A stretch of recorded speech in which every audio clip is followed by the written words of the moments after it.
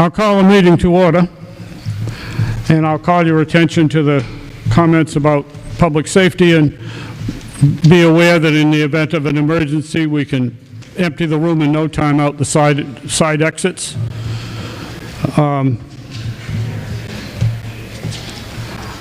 This week we had the annual meeting of the Moderators Association in Worcester, and we had people speaking significantly about the history of the American Revolution and how it really started in the New England Town Meeting. I've read the Bolton Town Meeting records, which at the time of the Revolution we were still part of Bolton, and I can tell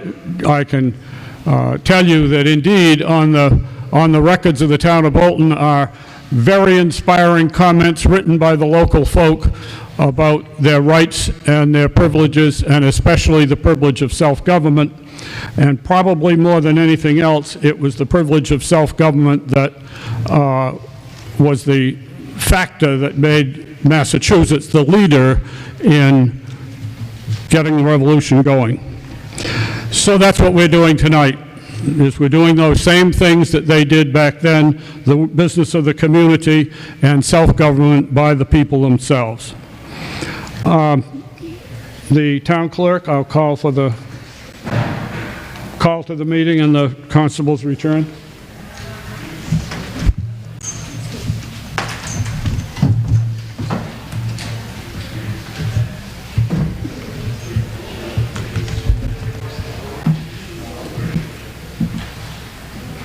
Worcester SS, to a constable in the town of Berlin. Greetings. In the name of the Commonwealth of Massachusetts, you are hereby directed to notify and warn the inhabitants of the town of Berlin qualified to vote in town elections and town affairs to meet at the Berlin Memorial School Gym, 34 South Street, Berlin, Mass. On Monday, the 17th of November, 2025, at 6 p.m. Then and there to act on the following articles in relation thereto.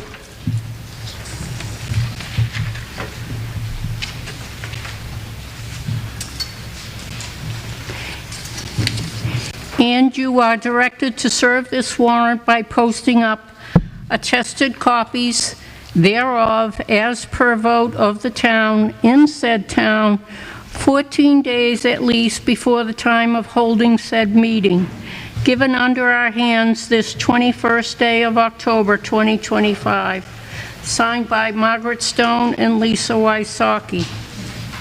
Pursuant to the within warrant, I have notified and warned the inhabitants of the town of Berlin by posting up attested copies thereof at the town hall, the town offices, and the post office at least 14 days before the time of holding said meeting as within directed. Kevin Pond, Constable, October 30th, 2025.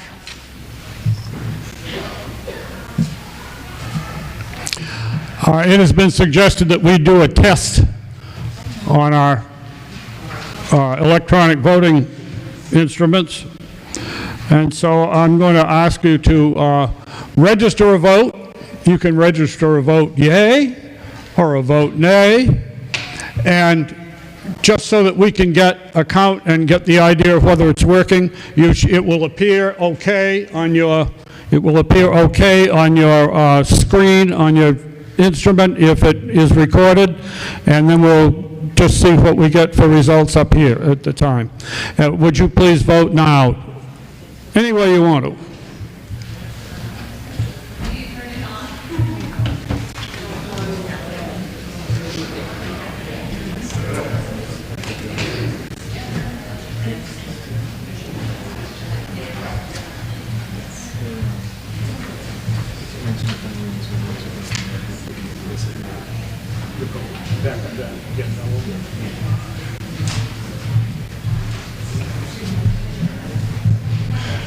If you think yours doesn't work right, go back out to the entrance and trade it for a different one.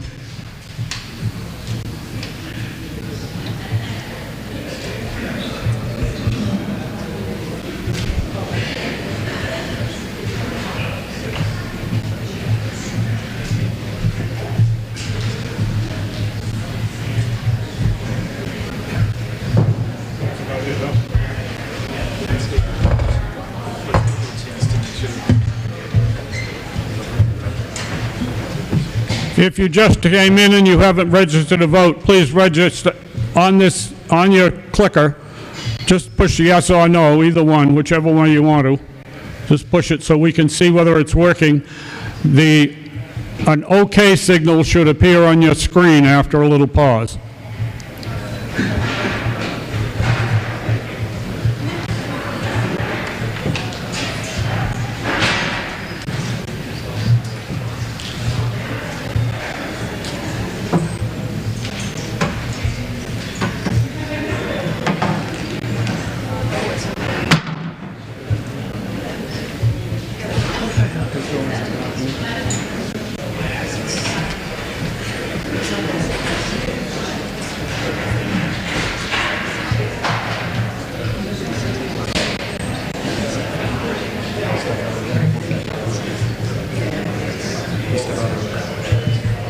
Oh, there it is.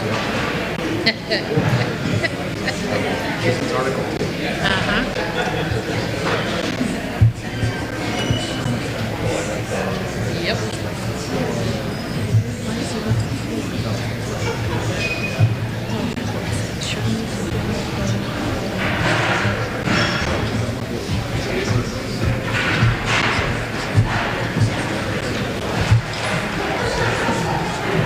There are still many empty seats, and there's about 25 of them right up here in the front.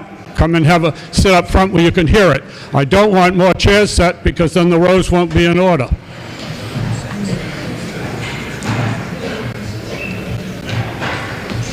Okay, what do we got for results?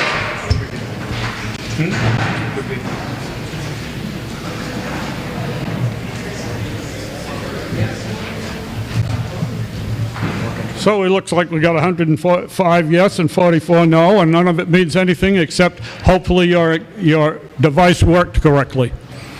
Thank you. Okay, Article 1. These are adjustments to the fiscal year 26 operating budget.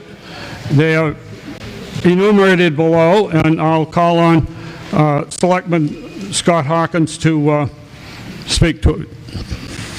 I move that the town vote to transfer $74,000 from ambulance receipts reserved and $51,250 from line items listed below of the fiscal year 26 budget adopted under Article 4 of the 2025 annual town meeting as listed in your warrant.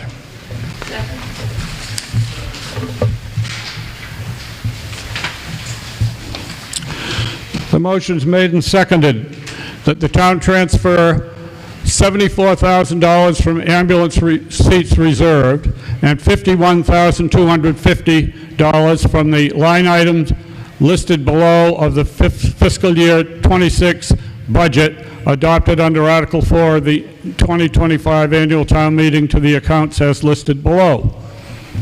And you have both from and to, the first set being things to do with ambulance and emergency services, and then we have other items that we've taken money from to a series of different items under the at the lower part of the page.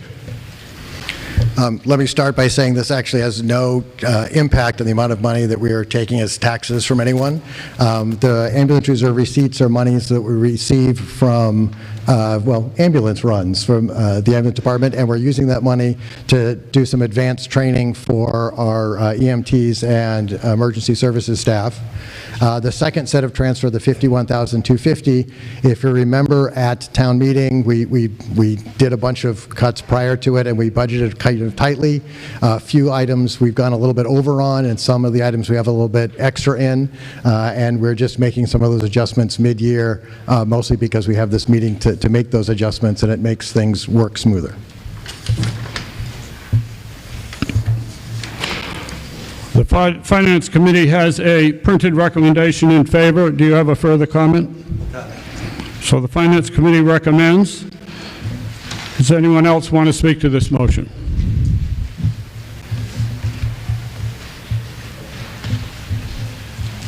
Do you see anything? If not, I'm going to ask you to vote. Again, we'll do this electronically. We're moving a lot of money around here. If you're in favor, vote yes. If you're opposed, vote no. You vote now.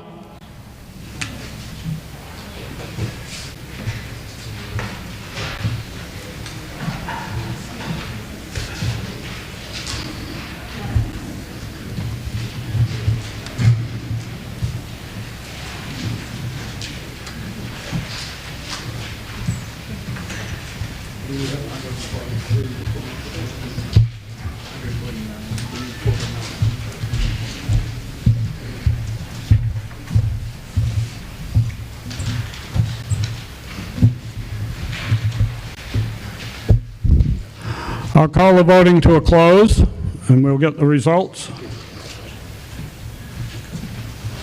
134 yes, 10 no. Motion carries by majority vote.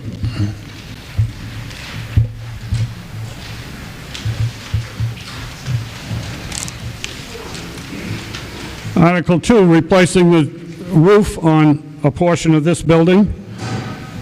Mr. Hawkins. I move the town vote to transfer $350,000 from the Capital Stabilization Fund to replace the roof at Berlin Memorial School.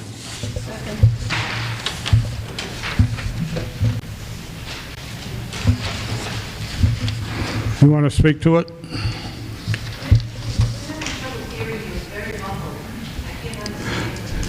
If you want to speak to the meeting, you've got to come to a microphone. If you want to give us information, you've got to get so I can hear you.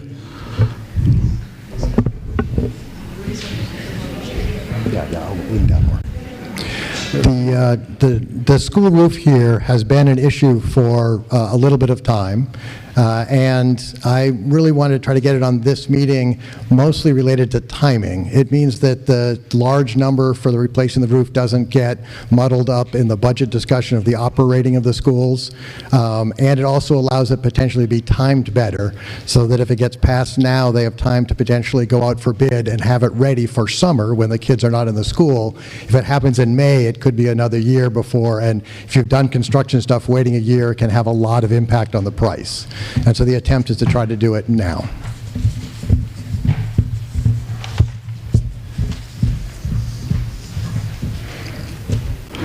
Finance Committee has a printed recommendation in favor. Anything further? No. Capital Planning Committee has also made a recommendation in favor. Correct. Is there anything else to be said on the motion?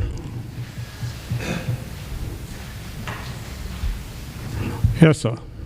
Please come to a microphone. Give your name and address so they know who you are. Sure, James Sandini, 59 Peach Hill Road. Is this for a portion of the roof?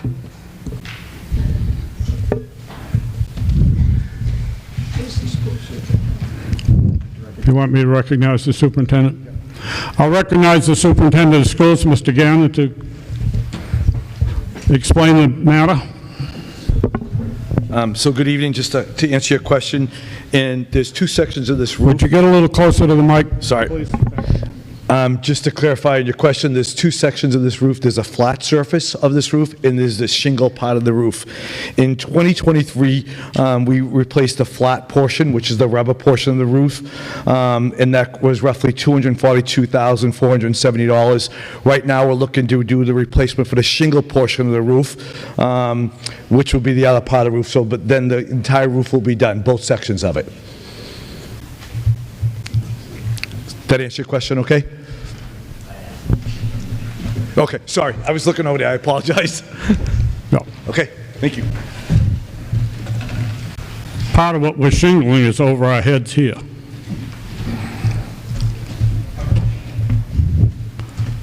Is there anyone else that wants to speak? Yes, sir. Come forth.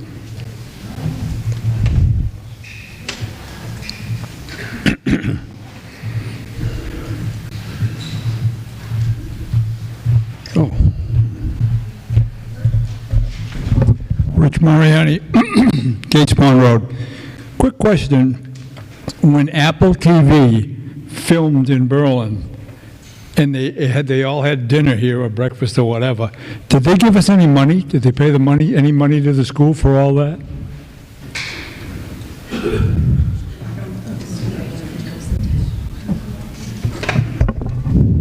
That's my question. Al, do you know how they're related? Because for their filming they did in town, they've paid the town some money. I don't know what ultimately made it to the schools. But, Mr. Gannon? Yes, in answer to your question, they gave for each setting $6,000 each setting, so a total of $12,000. We're working with the principal of Berlin Memorial as well as the staff to decide exactly how that money is going to be used. They're using it in a couple of different ways this year already.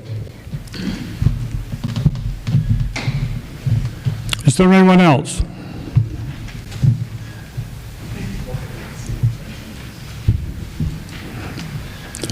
Hearing no one, I'll ask you to vote electronically. $350,000 from capitalization fund for the roof.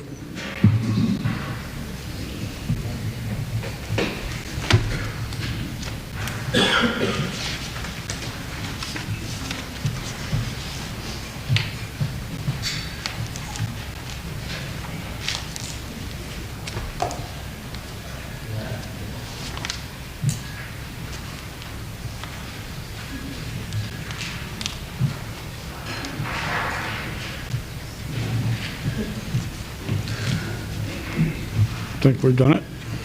Whoops, there's one.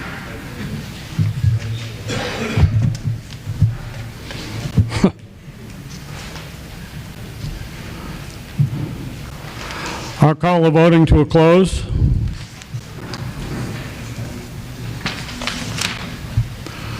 $119 yes, 25 no. The motion carries by the required two-thirds majority.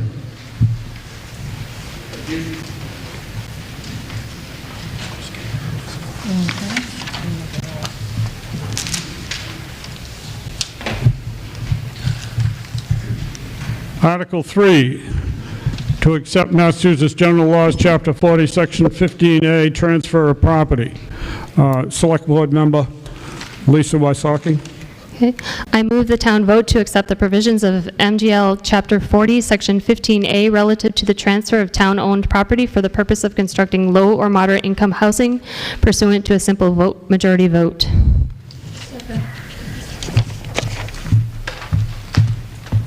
Thank you.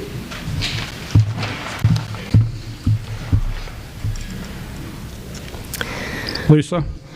This article doesn't transfer any land tonight. It simply changes the voting threshold for future affordable housing projects. Right now, Berlin needs a two-thirds supermajority to approve these, the same high bar used for borrowing or zoning changes. That doesn't really fit. These votes are administrative decisions about reusing the property the town already owns. At annual town meeting 2025, the 15 Lincoln Road article had clear majority support but failed because it fell short of that two-thirds requirement. Accepting this state law aligns Berlin with many other towns and ensures that a true majority can decide future affordable housing reuse proposals. And to be clear, this does not open the door to large-scale developments or touch any conservation land. Berlin simply doesn't own that kind of property, and this law applies only to small town-owned parcels that could be reused for affordable housing if voters choose to do so. This isn't about limiting debate. It's about making sure that when most Berlin voters support a project, the town can act on that decision.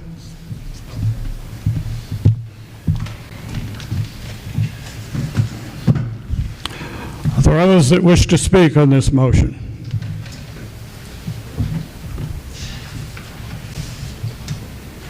What this will do is change the current requirement of a two-thirds vote to put property into this category to being able to have the town meeting do it by a simple majority vote.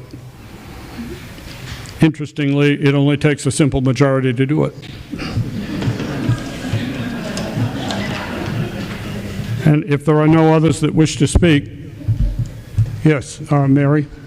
Just a question, Mary. Hi, Mary Porter, 8 Highland Street. I'm going to direct a question to Lisa about this. In the description, it says that it's the this would apply to transferring of land to another municipal board or officer. Does that mean just Berlin? Lisa? Yep, it's just Berlin, and it's probably in all likelihood the Housing Trust.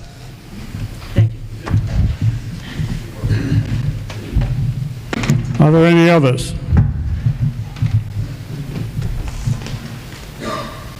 Hearing none, I'll ask you to vote electronically.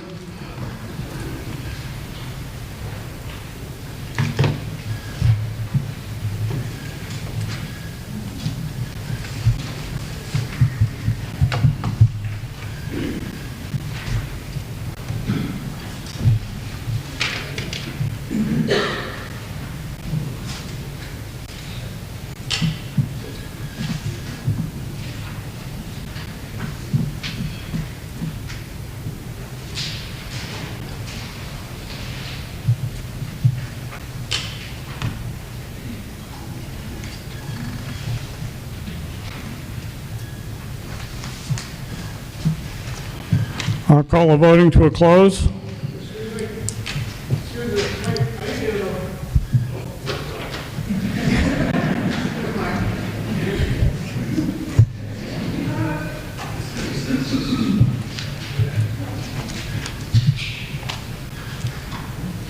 "86 yes, 58 no. The motion carries in the affirmative. This would not be effective for this meeting. It has to go through the process. It has to go to the Attorney General before it would be officially in force. Select Board Member Peg Stone. Thank you for coming out tonight. Good to see many of you here. Article 4, the motion that I make is I move the town vote to accept the provisions of Mass General Law, Chapter 90, Section 17C, to authorize the Select Board to establish a speed limit of 25 miles per hour on any roadway inside a thickly settled or business district in the town on any way that is not a state highway.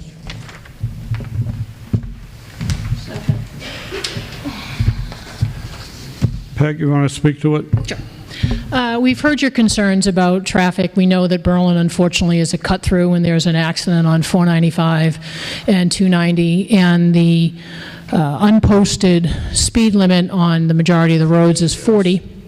So what we would like to do is to accept this Mass General Law that will lower the speed down to 25. We'll obviously need to work with Mass DOT about signage, and if anyone has any questions on enforcement or monitoring, I would ask the moderator to recognize Chief Eric Shatna, who's in the back of the room, to come on up and answer those questions.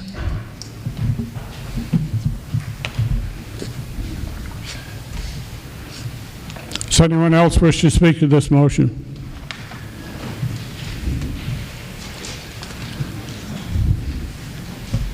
Come forward.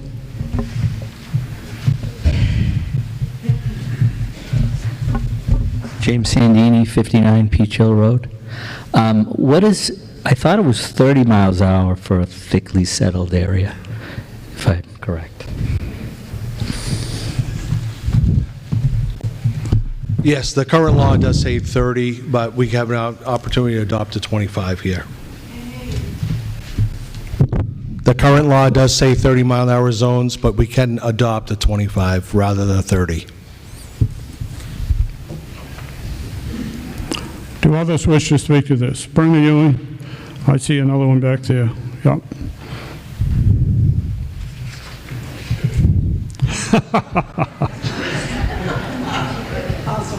Okay. So I would like to move that we adopt the 30. Name and address. Brenna Ewing, 227 Pleasant Street, Berlin, Mass.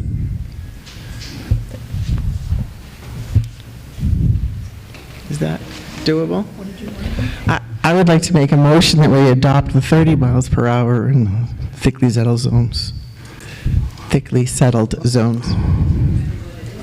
30 is what it is. Yeah. 30, I thought we said it was 40. No, thickly settled is currently 30. This is going to drop down to 25. Oh, pardon me. You've got to speak directly into the mic. That means get behind it, not Okay, side of it. I get it. Sorry, it's already 30. Yeah. Okay. Next. Deb Toll, 40 Crosby Road.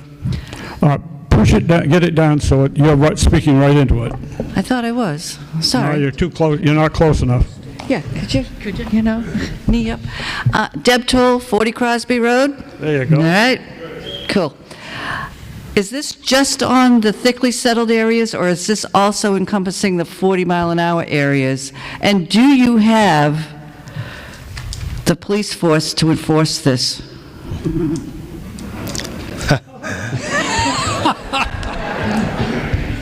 Truth be told, we're running with the same daytime staff that we started with when I was here in 1996. So fast forward almost 30 years, we're still running with the same daytime staff. We have been trying to correct that over the years, but as you know, we don't have a line of 30,000 people taking the test to be police officers anymore.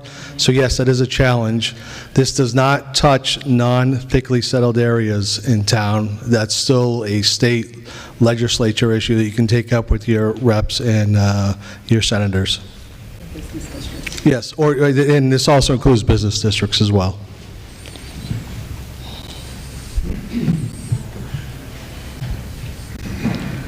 Tim Wheeler.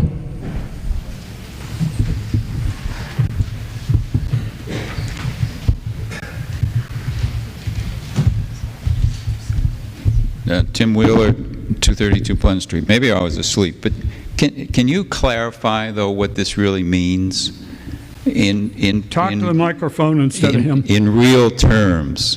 Because thickly settled is defined how, and how would we define business zones? Thickly settled is a quarter-mile stretch of road where driveways are less than 100 feet apart. Do we have that in a lot of the town? No. Do we have it in some of the town? Yes. Business district, I'm going to run by Mass DOT, which we have a meeting with tomorrow on Route 62 with some other issues. But it all comes down to Mass DOT giving us the blessing for what we do.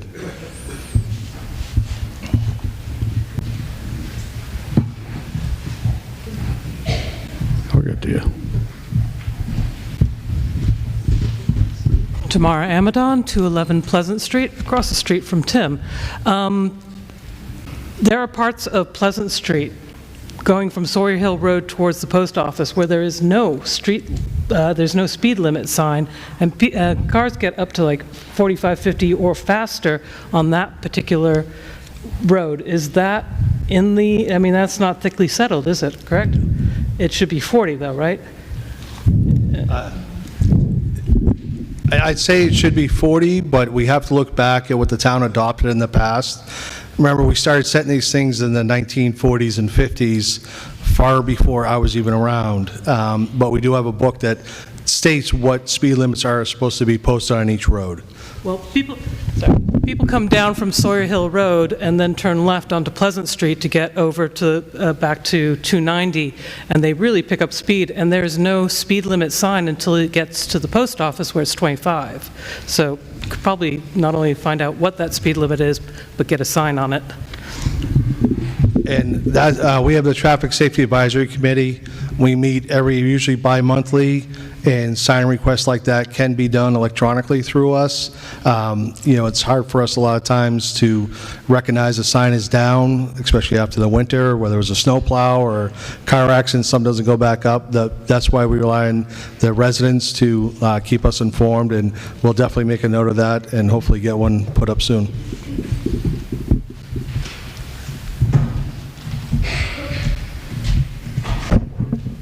Brenna Ewing, 227 Pleasant Street, in the same neighborhood as Tamara and Timothy, and I would say coming in the other direction from the post office, coming up Pleasant Street, I hear people accelerate, and by the time they get to my and Tim's houses, they go 50 easy. I mean, they were flying. So how does this change? I mean, how many roads are in, like, do you know the percentage of actual miles of roads that are going to be now 25 and the rest of it's a free-for-all? It's definitely a small percentage, but we need to start somewhere. And this is our start to reevaluate the entire town. So 62 in the center. We have no jurisdiction over Route 62, over speed. That is a state highway. They determine what it is. That's why I have them coming in tomorrow, because we can't dictate what 62, what happens on 62. I feel like I'm giving you a hard time, and I'm not meaning to, but I'm like trying to understand what this actually is going to encompass. This is the start of us reevaluating the entire town other than Route 62. You know, Okay. like we need a starting point. If we can get this dropped, then we can reevaluate the rest of the roads and hopefully push for lower speed limits. So we're starting at the lowest point and seeing if we can spread it out to Correct. make things. Yeah. Okay. Gotcha. Thank you. The currently posted speed limits would not be changed by this. That's correct. This is only on areas that are unposted now. That's correct. Thank you. MJ? MJ Stades, 35 Carter Street. I would say my own experience on where I live, which actually has a posted speed limit of 20 miles an hour, and what clearly other people are saying where speed limits they are not being effectively enforced. If we cannot effectively enforce the speed limits we have now, how is changing them anywhere else going to be helpful? Do we actually, are the resources going to just be spread out more so that the areas that are not being effectively enforced are going to be less effectively enforced? I'm just trying to understand how this is going to work. Chief? I think the biggest thing that this does, it gives us a guideline of unposted areas, gives us a little bit more leeway. I understand, you know, we have the same personnel on the roads for the last 30 years. Traffic has gone up exponentially. We're not here crying wolf saying we need 6 more police officers. We just need the ability to write citations when we show up to accidents and effectively enforce the laws behind them, because right now it's a free-for-all in a lot of these areas that we want to post. Noel? Noah Rosenberg, 21 Village Lane. So in other towns that have adopted this, I see, as I drive into them, signs that say that a 25-mile-an-hour speed limit unless otherwise posted. Is there a plan to do that, assuming this passes? Yes, it'll be the same signs, same locations that we put up our Jake Break signs a year and a half ago, 2 years ago, that, in my opinion, seeing my office window faces Route 62 has worked incredibly. And if you look at the very top of those signs, it does say thickly settled. And a lot of people just see the speed limit, they see 25 townwide, they don't read the top that says thickly settled. So we're hoping to curb some other behavior that way as well. Is there anyone else? Okay, in that case, we'll move toward a vote. You have your electronic devices. You can start voting now.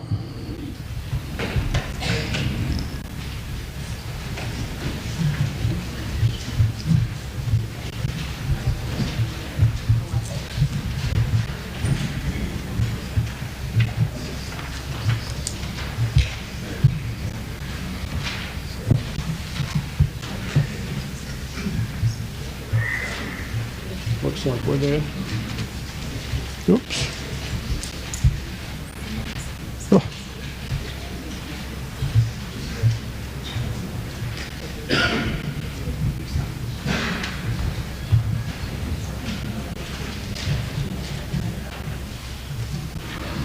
I'll call the voting to a close. We have 152 votes cast, and the results are 101 yes, 51 no.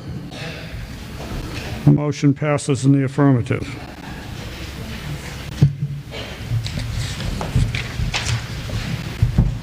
Article 5, Annual Town Meeting Bylaw. Mr. Hawkins. I move the town vote to amend Article 2, Section 1 and 9 of the Town of Berlin General Bylaws as follows. In Section 1, delete at the end at 7:30 p.m. And in Section 9, speakers are limited to a maximum of 3 minutes on any question unless the time shall be extended by the vote of the meeting. Such time limit shall not apply to presentations by the sponsor of the article.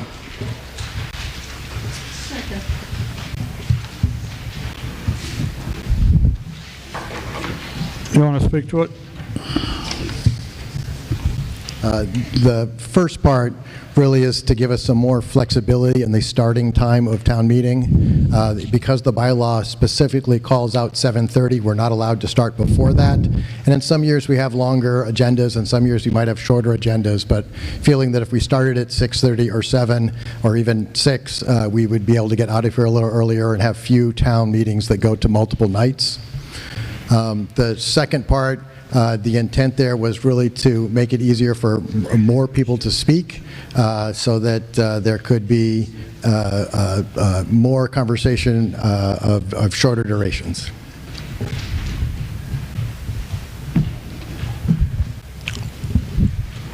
Are there others that wish to speak? Whatever. I'd like to ask them a question first, if I may. Sure. Would you rather I think it's 2 minutes, since you like the first part and not the second? Okay, you got it. Okay. Hi, I'm Buzz Harris, 21 Village Lane. I definitely support the part of this proposed change that would make the starting time of town meeting flexible. And I support, I think, the intention behind the second part, but I feel like it's a little too robust. So here, and I did chat with the select board before the meeting. So I'd like to propose an amendment that would change 3 minutes to 5 minutes. Because when I talked to them about it, they said, well, 3 minutes when you're speaking in public is a long time. And having done a lot of public speaking, it depends on, I mean, if I have something written that I'm going to read, 3 minutes is a good chunk of time. If I'm trying to respond to something that someone has said that I don't have something pre-written for, it's really not. And as someone that used to be on the finance committee, I've heard people get things wrong, like what the levy limit means, and I can't get up and respond to that in 3 minutes. 5 I could probably manage, I think. But in any case, my amendment is as follows. I'd like to change 3 minutes to 5, and I'd like to change the authority to give additional time or to cut somebody off to the moderator's decision, rather than stopping and having a meeting of the town. The reason I want to do that is right now the moderator can only officially stop somebody if they're going off topic. So he's not allowed to stop somebody if they're just going on and on and on if they're on topic. So if we put either a 5 or a 3 minute limit on it, it gives him the authority to do that. I'd like it to be 5. Thank you. If you want to do an amendment, if you've got to present it to me in writing. You've got it ready? Yeah. Well, read the thing you got there. Sure, I have them on 2 pieces of paper, but proposed amendment to Article 5, Section 9, replace, quote, vote of the meeting, unquote, with, quote, the moderator, unquote, and replace, quote, maximum of 3 minutes, unquote, with maximum of 5 minutes, unquote.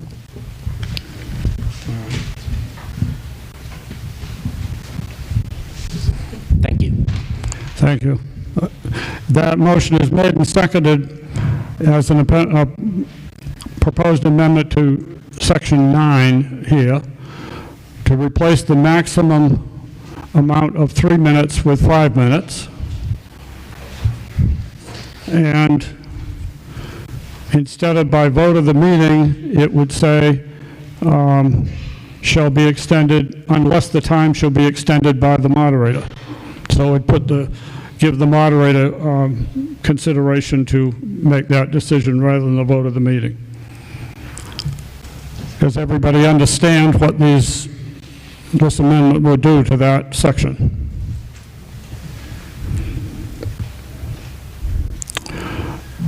Does anybody have something to say about the amendments that have been suggested?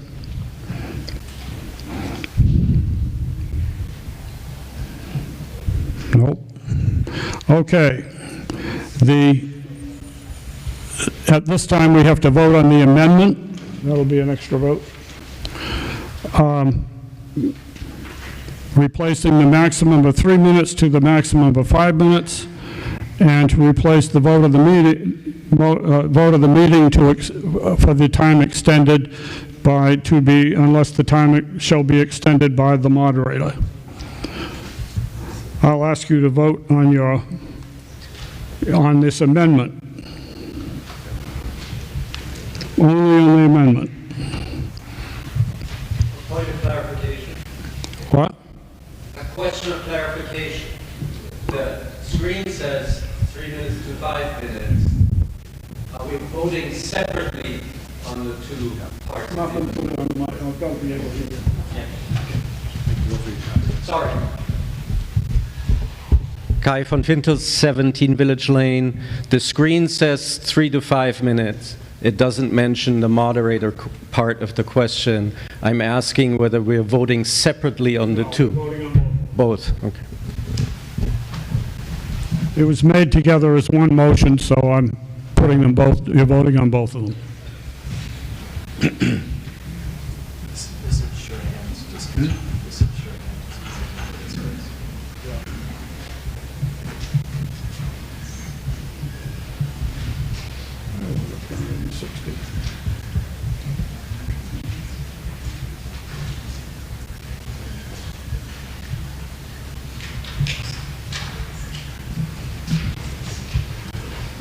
I'll call the voting on the amendment to a close,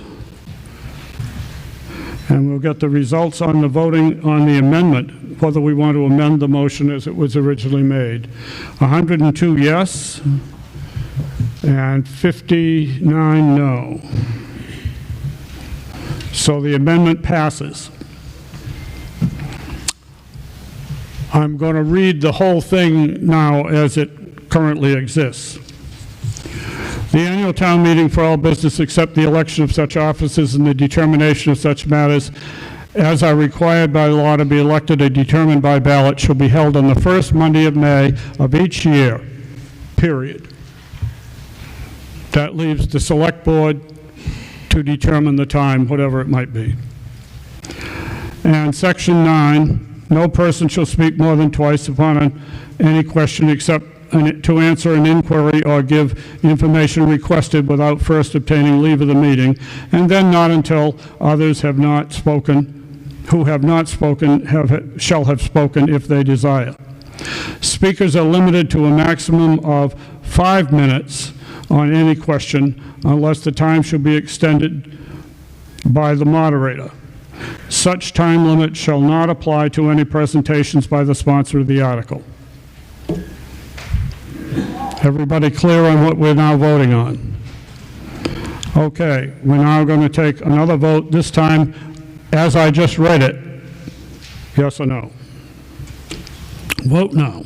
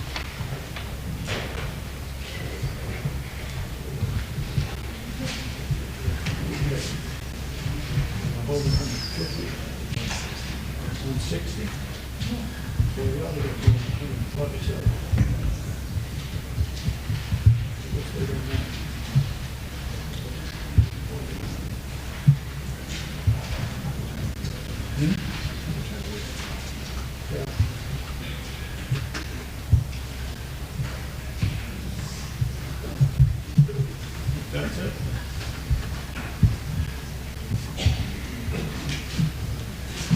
I'll call the voting to a close, and we'll get the results on the main question as amended.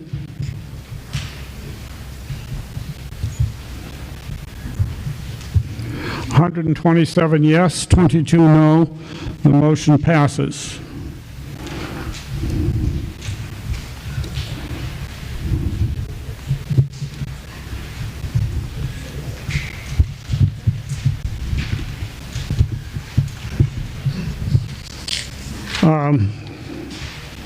Article 6, transfer and disposition of 15 Lincoln Road. That's the Legion Hall or the West School. You might know it by those names in other events. Lisa Wysocki of the board, of the Select Board. I move the town vote to transfer 15 Lincoln Road to the Municipal Affordable Housing Trust.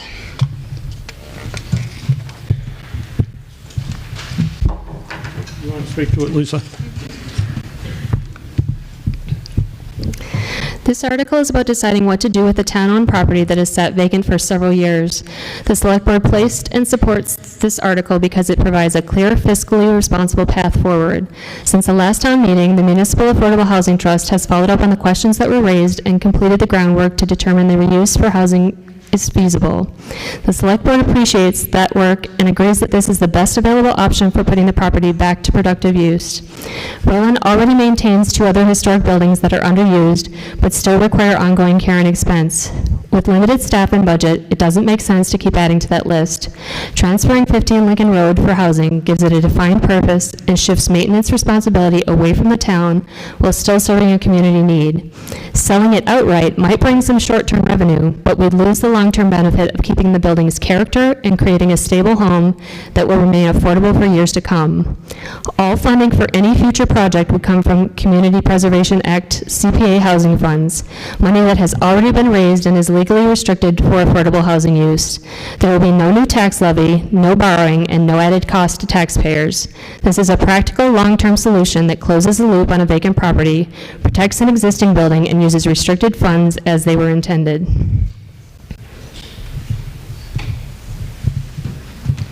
Are there others that wish to speak?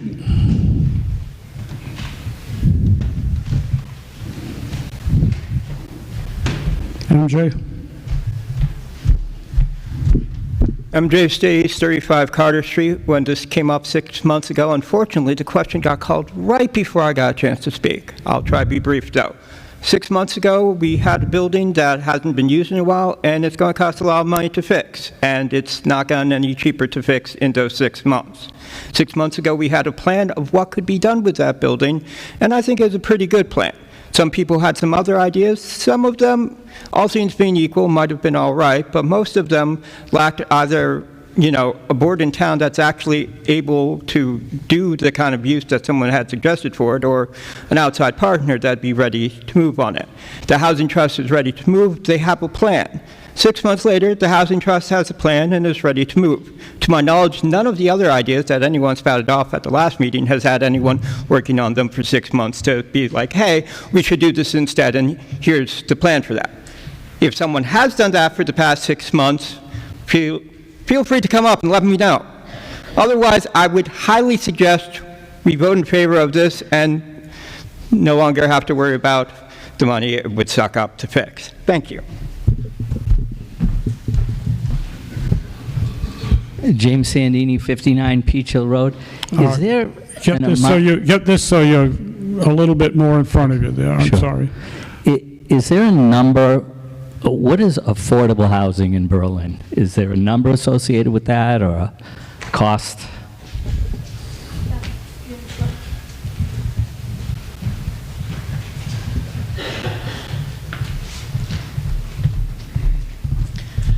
Beth Storrs, 67 Village Court, representing the Affordable Housing Trust. When we talk about affordable homes, and we're talking affordable with a capital A, we mean something that is deed restricted by the 40B rules as implemented by the state of Massachusetts. In this particular case, we are talking about a further number, where 40B allows for, I believe, the amount an affordable house can be sold for is set by the 40B rules. The build the Housing Trust would like to do would make it even cheaper than that. So that is not a direct answer, but I hope it clarifies. Okay.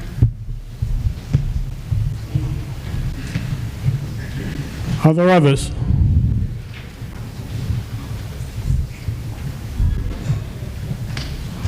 Yep, I see some come out.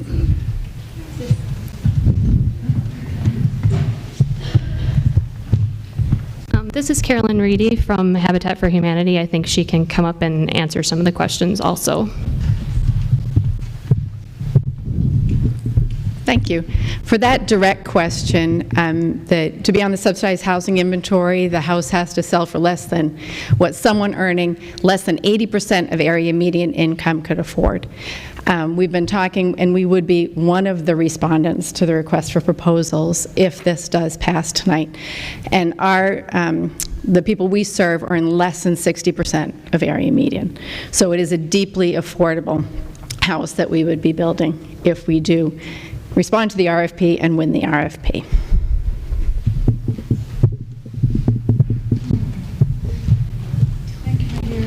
Sure. Deb Toll, Get 40 closer, Crosby Deb. Road. Get closer, yep. I don't want to swallow it. Couple of questions I have. I'm confused by this. Do we already have, as the town of Berlin, our quota for 40B? Why isn't this giving back to the American Legion post? And if it's an albatross, why aren't we just selling it and keeping the profit? Why are we going to manage somebody else to live in this place? And who exactly is going to manage this? Scott?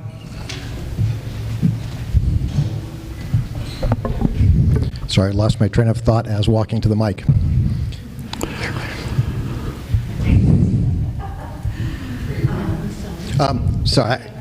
So we have met as a town as our 40B requirements, but that doesn't mean we can't continue to do nice things. Just because someone has just enough food, they've met their minimum quota for food, doesn't mean that it wouldn't be good to have more food. It is also true that more housing continues to be built in Berlin, and continue to stay ahead of that curve helps protect a lot of other things going on in town.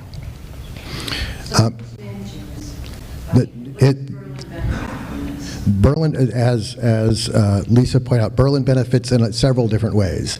This building is currently on the inventory of town and currently has a significant amount of maintenance that's needed on it.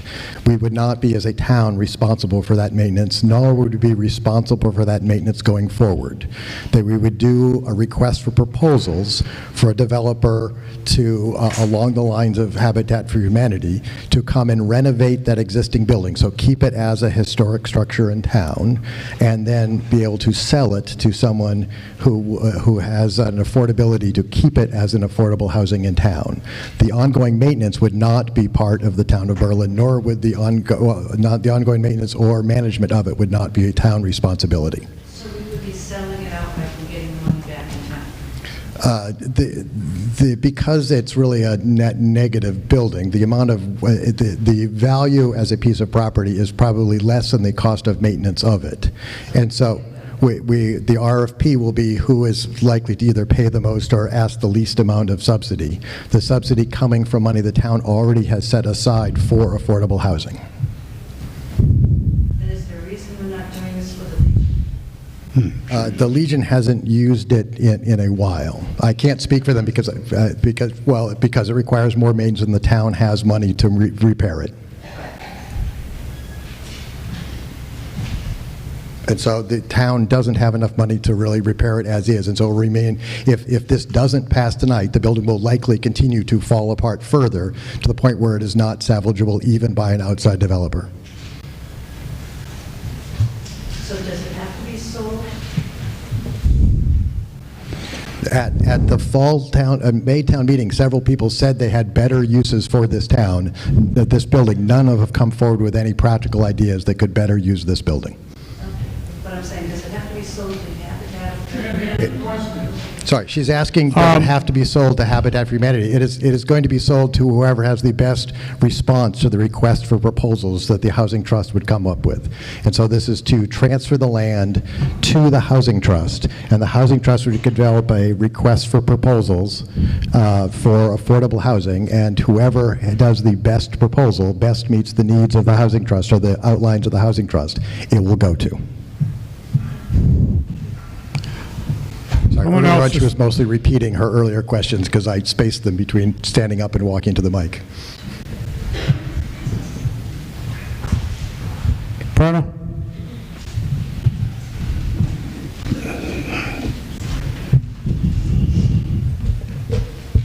Brenna Ewing, 227 Pleasant Street. So in the last meeting in May, I believe there was a suggestion that this property might then be turned over to sale to veterans because it's American Legion and that veterans would be sought as potential buyers. Is that an idea? Is that really part of the process? It is something that we could indicate a preference for.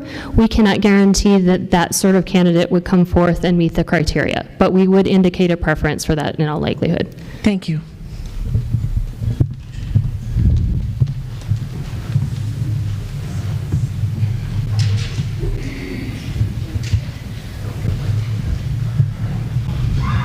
I got one coming, you'll be next.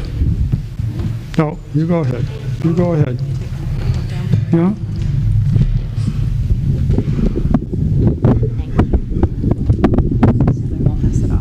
Christ. Sorry for all the noise. Hi, my name is Charlene DeCalagero, 56 Village Court. As many folks know, this came up at the regular annual town meeting, and I think by and large the facts of this have not changed. There were some handouts that some people may have missed that were here on the way in to talk about what this property is and why this solution is being proposed.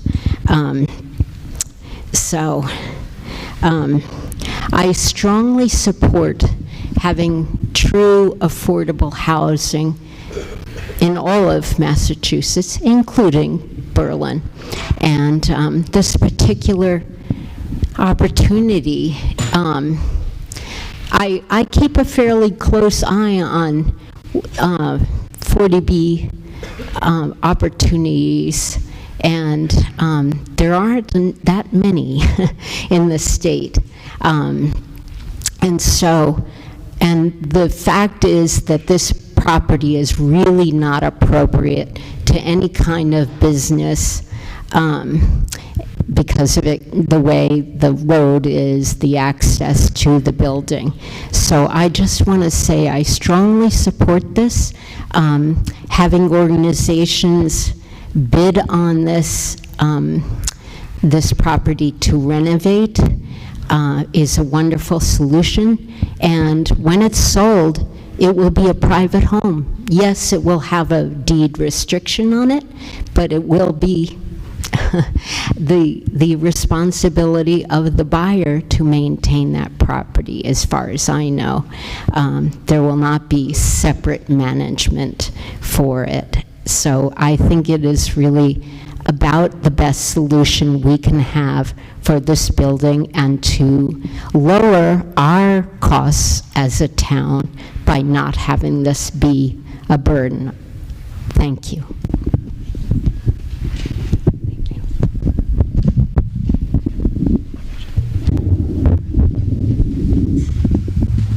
Curtis Cowell, 1 Brant Ave, Berlin. Here. Curtis, you got to get closer to the mic. Yeah, well, everybody does. We need a better PA system. So, I thought I heard in the beginning that something about community preservation money being used. Well, why are we going to spend money on a property like that? It's a half acre. Probably very difficult to get a septic, a well, and everything to be in compliance with regulations. Habitat for Humanity is a wonderful organization. We could just donate it, spend no Community Preservation Act money. 40B really doesn't work. It's such a narrow window of income that people need to meet that. A lot of these 40Bs end up in market rate because they come back to town meeting and say, we can't sell them. That happened at the Villages, happened in Clinton, I forget the name of the place. But I'm just opposed to spending any of that money on a property that could just be donated, and that would get it off the rolls and to an organization like Habitat for Humanity, which I interviewed with, and they're a great organization, #1 or 2 builder in the nation. But I'm just opposed to spending any of my tax money that's supposed to go to community preservation for an old building that is going to be very difficult to do much with. Okay, I guess there's a couple things. First of all, 10% of the money must go to affordable housing stuff. It must go to that. 10% of those funds must go to these types of projects, just to start. Secondly, like some of the money that we spent money to perk the property so that anybody who went in there would know that it was buildable. If money went from CPA, it would more be to allow Habitat as a nonprofit to have some seed money to do that, that project. So it's not like we would be fixing it up for them. They have actually come in and looked at the property and evaluated it and said that they are interested in doing this project. So they would, in all likelihood, put that RFP in. If you had gotten the thing that was being handed out, they've already done a mock-up of what they would do with the home.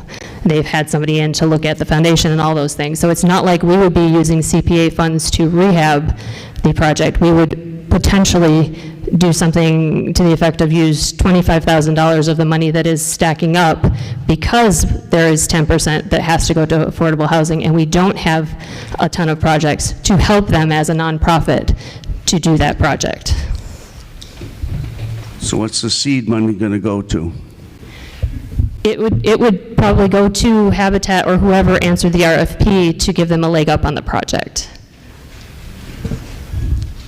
Donating the land would be a leg up on the project. We actually can't donate the land. What we can do is say, we will charge you $1, which is in all likelihood what would happen. Curtis, you've had your say.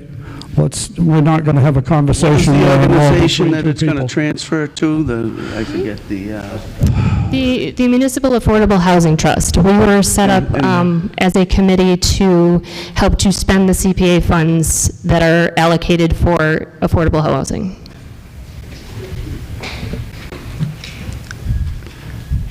I wasn't aware that CPA funds were for affordable housing. I thought it was for community preservation. Well, 10% goes to conservation and recreation, 10% goes to affordable housing, 10% goes to historical, and then the other amount can be divvied between any of those. But there is a portion of that that must, by law, be allocated towards affordable housing.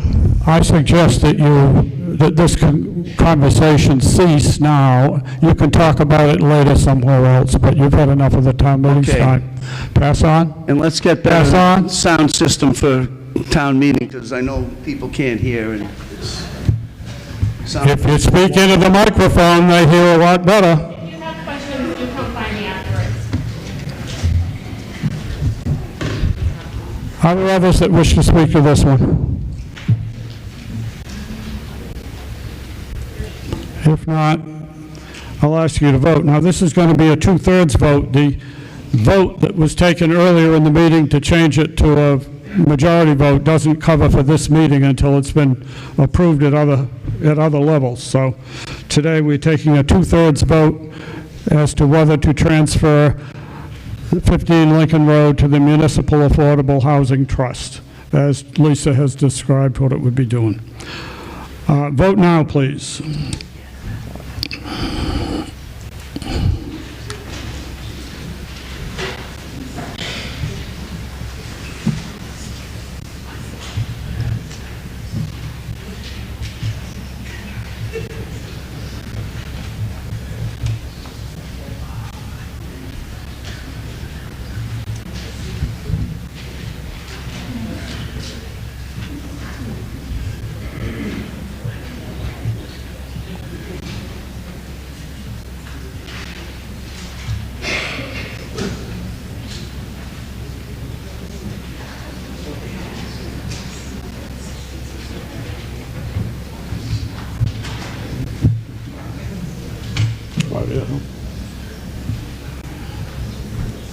I'll call the voting to a halt, and we'll get the results.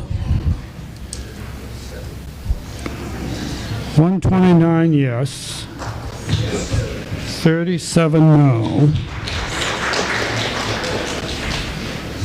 67. What's the 166 divided by 3. 3 into 16 is 5. 5. 1/3. 55 or something would be 1/3, so 101. It would take 101 votes to make the 2/3 so that it passes by the 2/3 majority.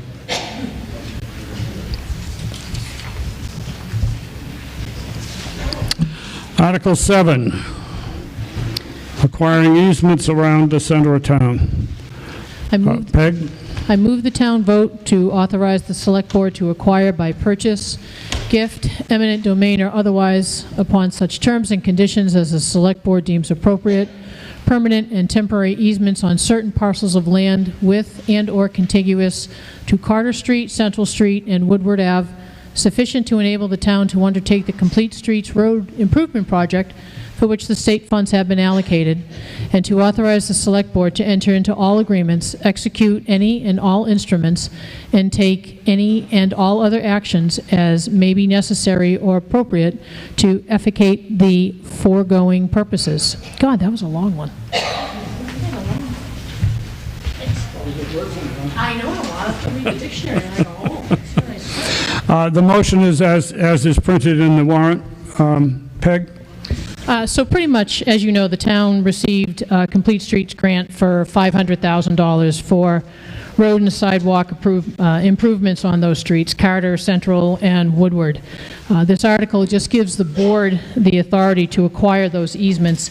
Please note that this is not to discuss the debate of complete streets and where a sidewalk goes and where a pole goes. That is not tonight's motion. This one truly is just to allow the board to give us the authority to acquire those easements. So if you have questions on complete streets, on the design, please hold them. Don't come up tonight because this is not the opportunity to discuss them.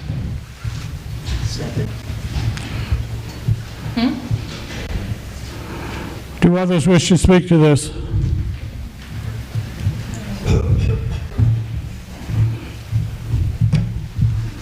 Evie Dewick?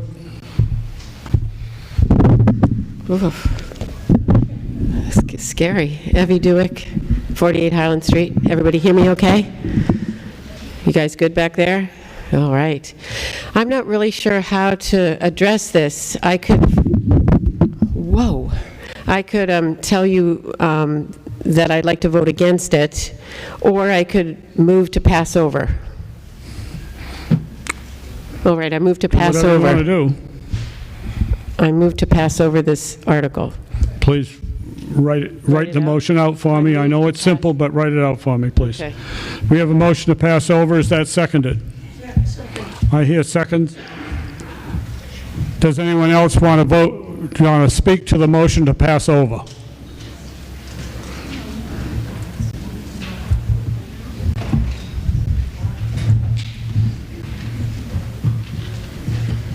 Ryan?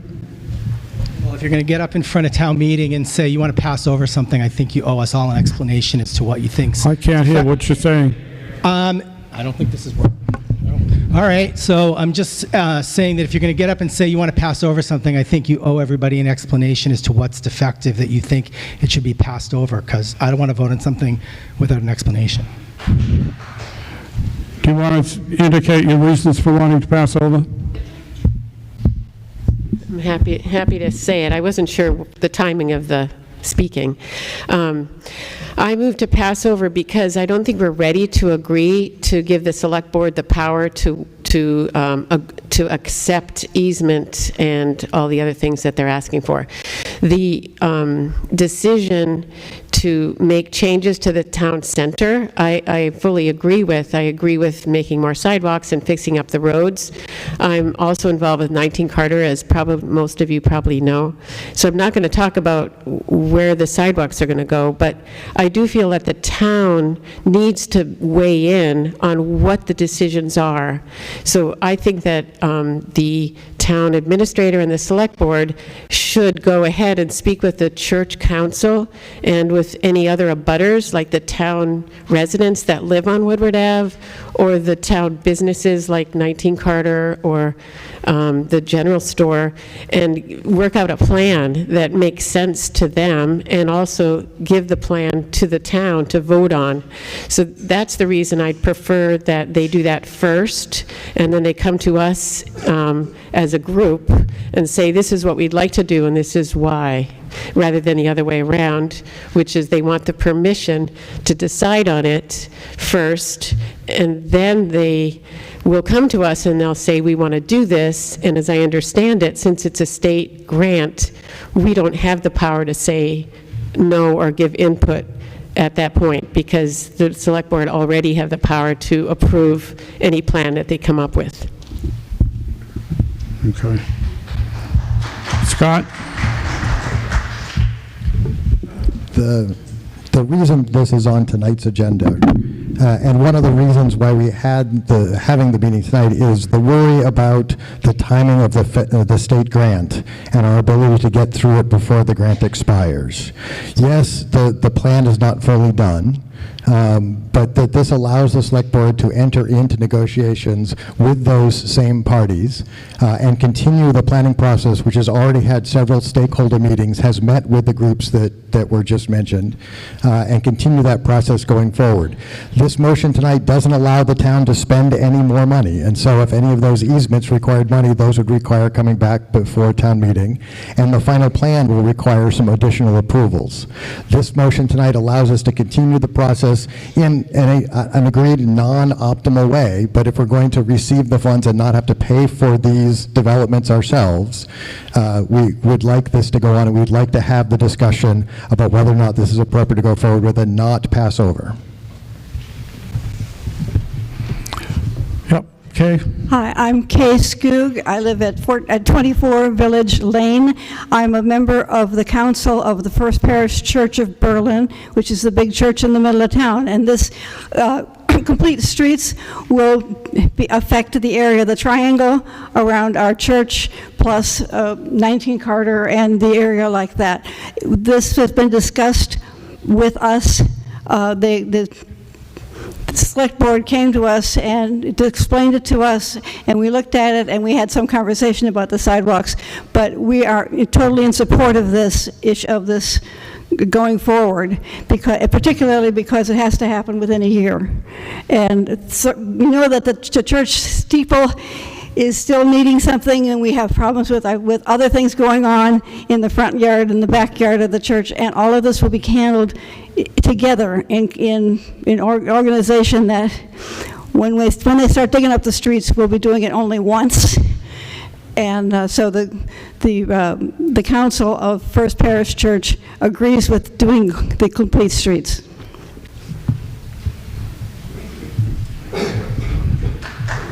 Stanley?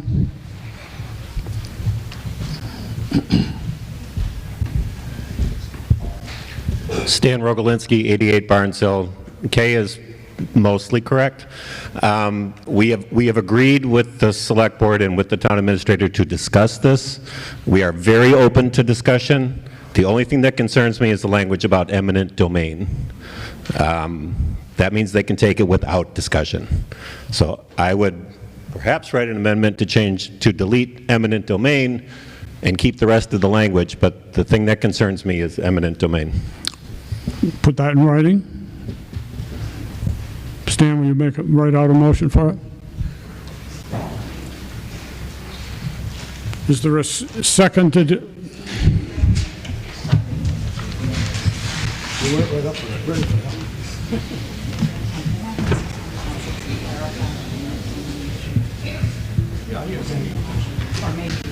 After we get this on the floor.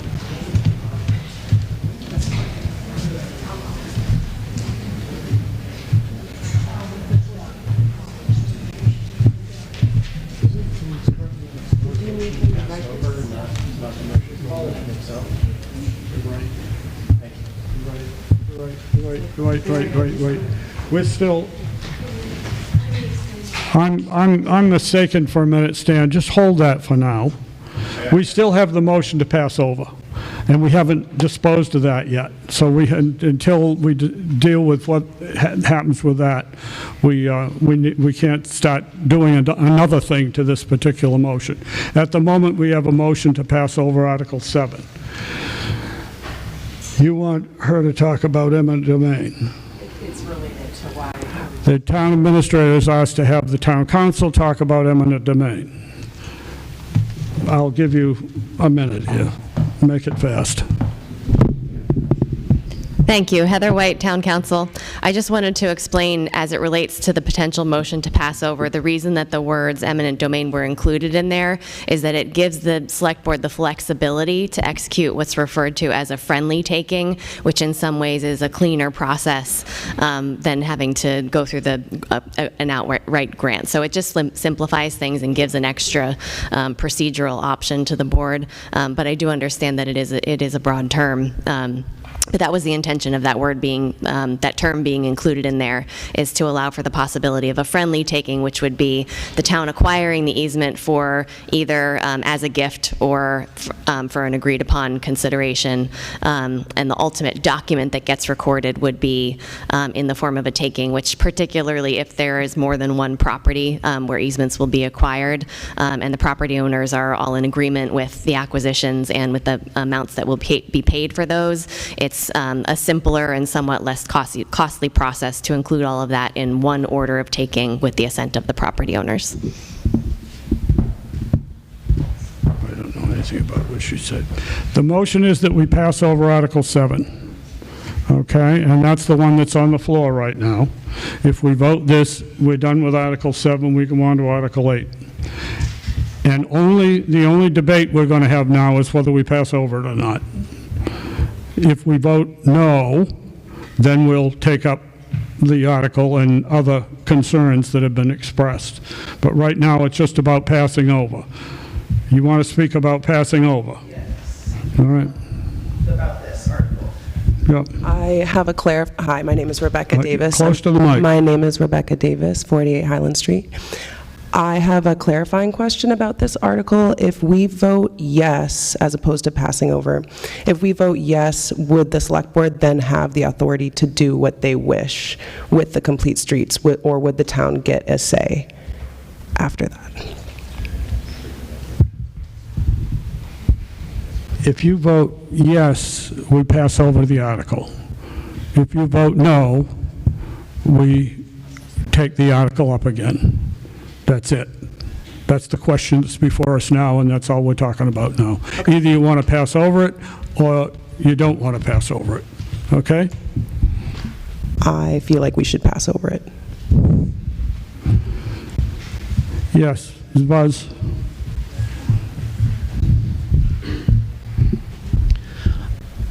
Buzz Harris, 21 Village Lane. I would rather not pass over the article and make amendments if we feel we need to tonight, because if you listen to Scott, he said there is some time urgency to us being able to get the money from the state to do this work instead of having to pay for it ourselves. I'm willing to, I trust the select board to give us accurate information about that, so I would rather not pass over. Again, the question before us is whether to pass over. Yes?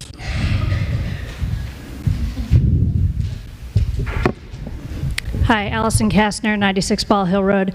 Is there a way to propose an amendment to the order that we vote on these to see if we can get comfortable with amendments before we decide whether or not to pass over? Nope, we got to decide pass over first, because that's the one that's on the floor. If we take it up again and we do amendments, then you get to vote yes or no. So, okay, I'm going to ask you to vote on passing over the article.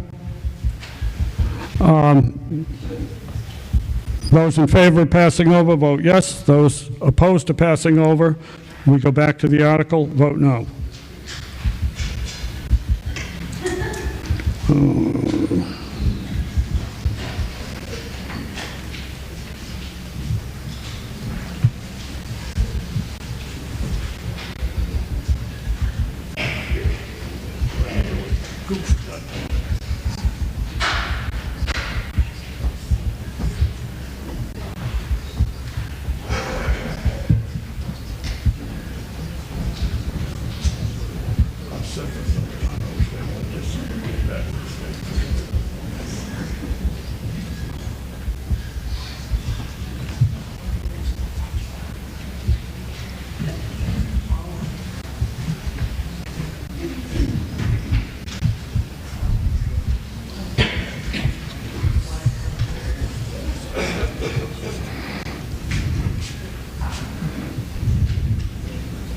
It's still clicking in.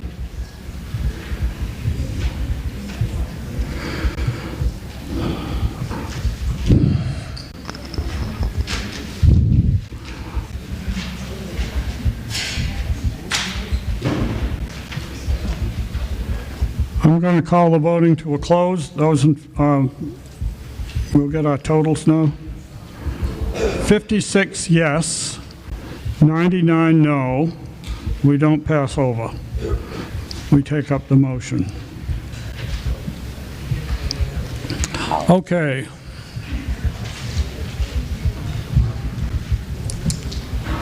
I would still like to vote to amend the motion. I would also like to reinstate that First Parish Raise the mic so it's really in front of you. I would also like to reinstate that we are absolutely in favor of re-envisioning the downtown. We are very much in favor of negotiating with the town. Do not want this to be through eminent domain. I want this to be through discussion and negotiation. Thank you. So this is the motion to remove the term eminent domain from the motion on Article 7.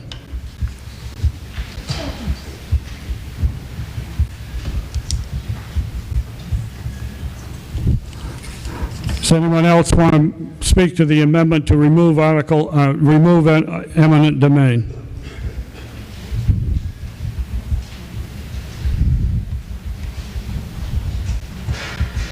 Jim?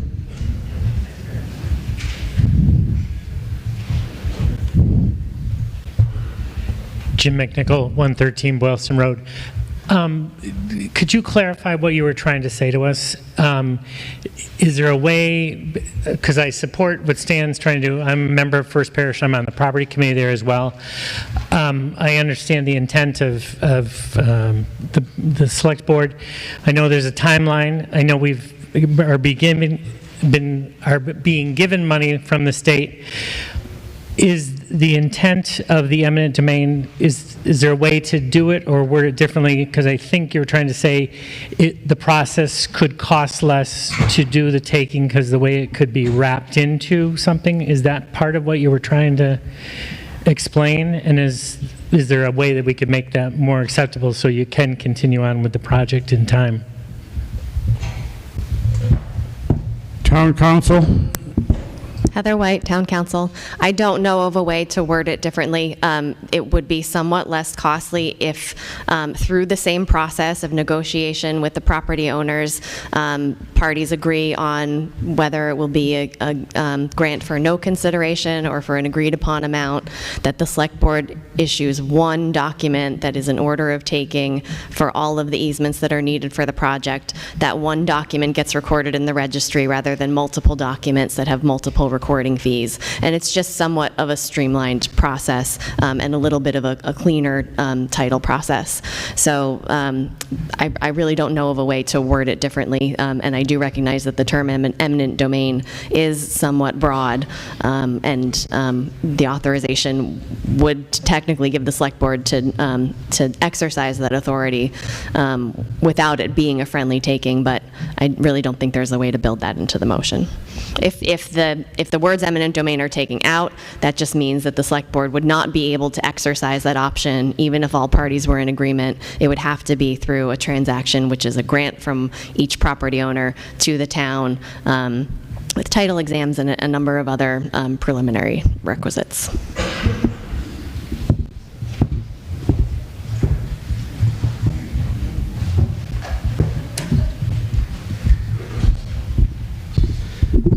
Jason Capricotta, 68 Pleasant Street. What's the timeline exactly? We keep saying timeline, but when's the time? When's it up?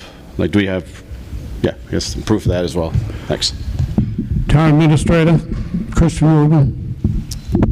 So the goal of this project is a fall 2027 project. It's in very preliminary design right now. There will be a public hearing before the town as soon as we complete the preliminary design to get feedback and solicit additional information.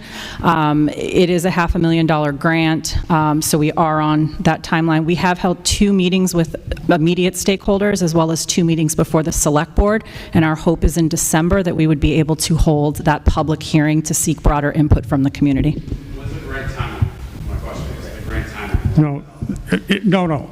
You're not speaking yet. If you want to speak, I'll call you forward to speak, but you don't talk in the middle of her talk. Yeah. He wants to speak in the middle of speaking to her. Sorry. When is the actual grant up? You've got to talk into the microphone The date to of the the grant, whole when is it room, up? please. The date of the grant. When is that up? Sorry. I follow you now, thank you.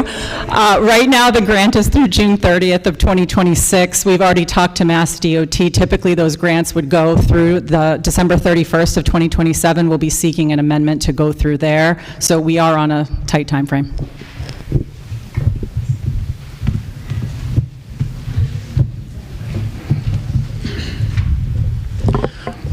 Buzz Harris, 21 Village Lane. My question for Town Council and/or the Select Board is, could we take eminent domain out tonight, and if you can make the case for putting it back in, put it back in at town meeting next May, or is that too late?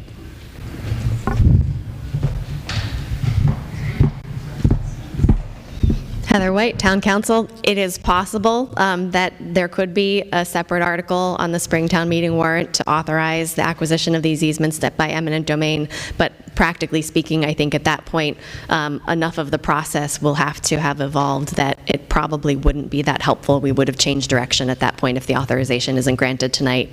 We would just move forward with acquisitions by gift or grant.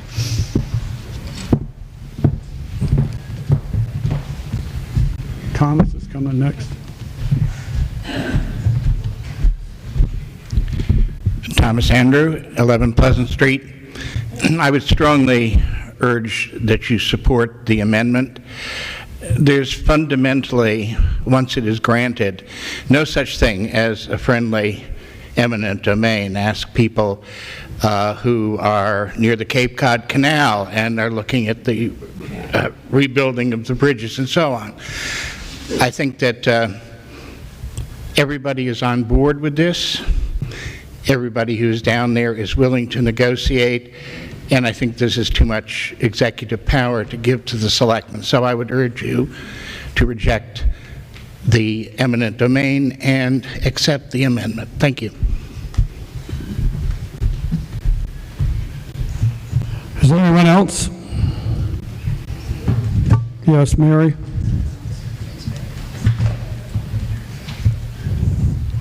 Mary Porter, 8 Island Street. Question for Town Administrator. When was this grant awarded?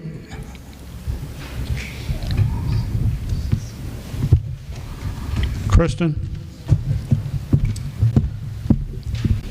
The grant was awarded to the town in February of '24. We received the contract from Mass DOT at the end of March of '24.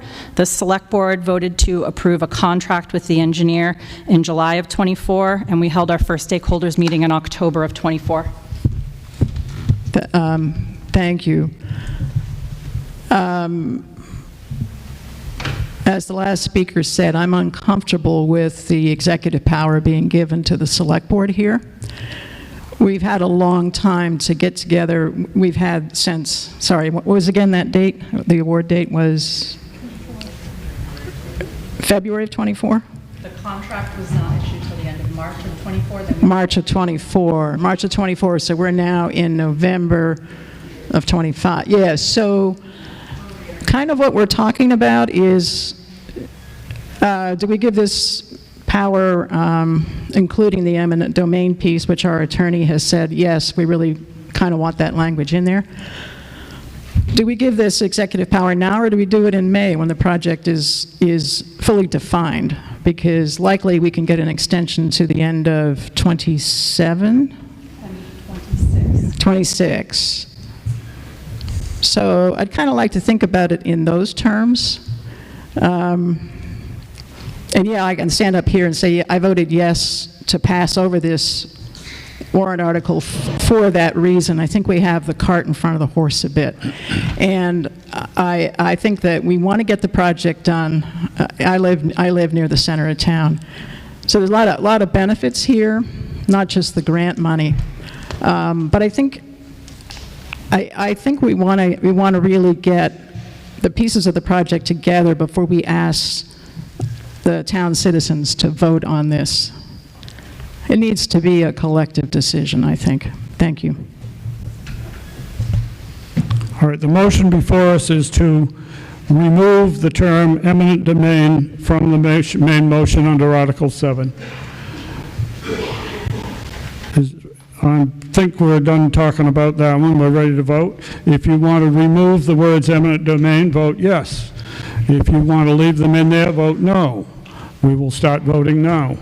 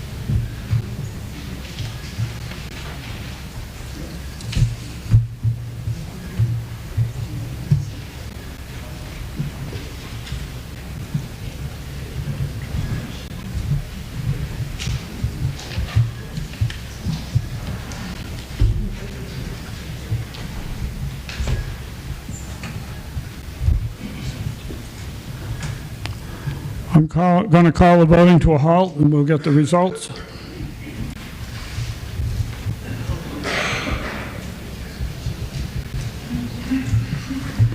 (115 yes, 43 no). The words eminent domain are taken out of the main motion.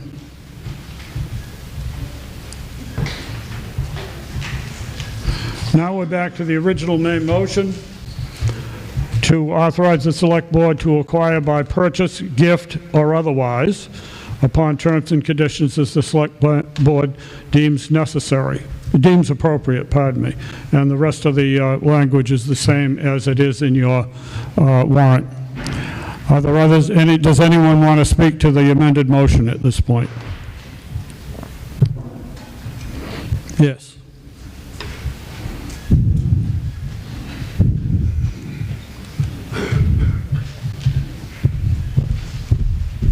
Hi, Rebecca Davis, 48 Highland Street. I just want to clarify again, given we're taking the eminent domain out, will the town get a say as to when we are going to be discussing complete streets after this is, say it's approved, would we then go to another meeting and have a discussion on where the streets are going to, or where the sidewalks are going to be? Because I know that's not now. I believe, as the town administrator said a little bit ago, there's a plan for a public hearing in December to feed more even input. That we don't even have a preliminary design even at this point. And so there are several more stages, including inputs from whoever would like to do input before it is finalized. That's input as in suggestions, but as I'm asking if there's going to be a vote. She's asking if it's going to come to a town meeting vote? Yep. Right. Anything that would involve additional funds would come before town meeting. I don't believe otherwise that to be the case, but I can't imagine this going forward without needing some additional funds from some sources. Cool. Thank you. Anyone else? If not, I'm going to ask you to vote on the main motion, which is the same as it's printed in your warrant, except that the words eminent domain have been removed. And you can start voting now.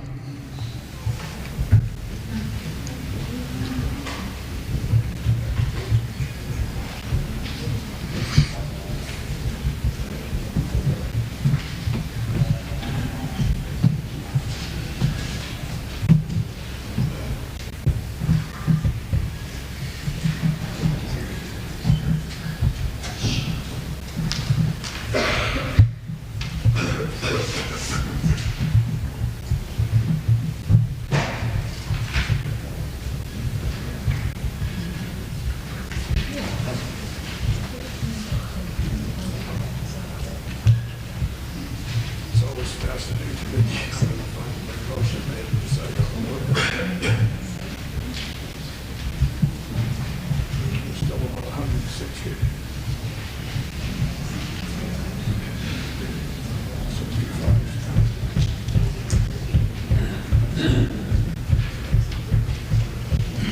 So I'm a little surprised we got as many people as minutes. Maybe the last article was the end. I'll call the voting to close. 108 yes, 41 no. The motion carries in the affirmative.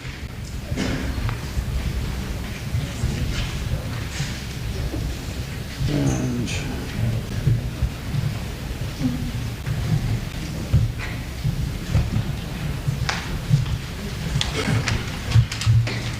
okay. Article 8, zoning bylaw amendment regarding drive-up facilities at highway and regional shopping centers. Thomas Andrew of the Planning Board. Thank you, Mr. Moderator. I move the town vote to amend Section 444.3 of the zoning bylaw regarding drive-up facilities at highway and regional shopping centers by deleting the current language and replacing it with the following. A highway shopping center may include drive-up facilities for banks, pharmacies, fast food restaurants, and other retail and service uses. And in Article 14, definitions, regional shopping center, delete the words, a group of commercial establishments, parentheses, including without limitation, retail and service establishments, one or more restaurants, or other establishments serving food on the premises, movie theaters, and such other uses customarily found in a regional shopping center, and replace them with a group of commercial establishments, including without limitation, retail and service establishments, one or more restaurants or other establishments serving food on the premises, or with drive-up facilities, movie theaters, and such other uses customarily found in a regional shopping center.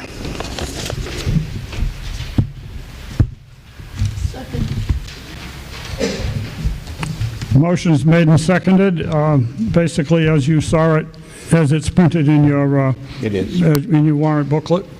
Thomas? I also have the report of the Planning Board? Yes. On November 4th, sorry, I picked up the wrong sheet of paper, which I'll run. Can you grab the other little slip? Well, I can say that on November 4th, the Planning Board voted 4-1 in favor of this motion.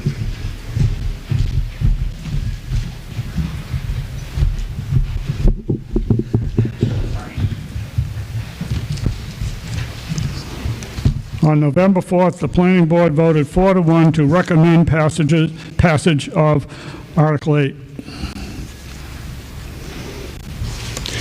Okay, I'm not going to have a lot of substance on this.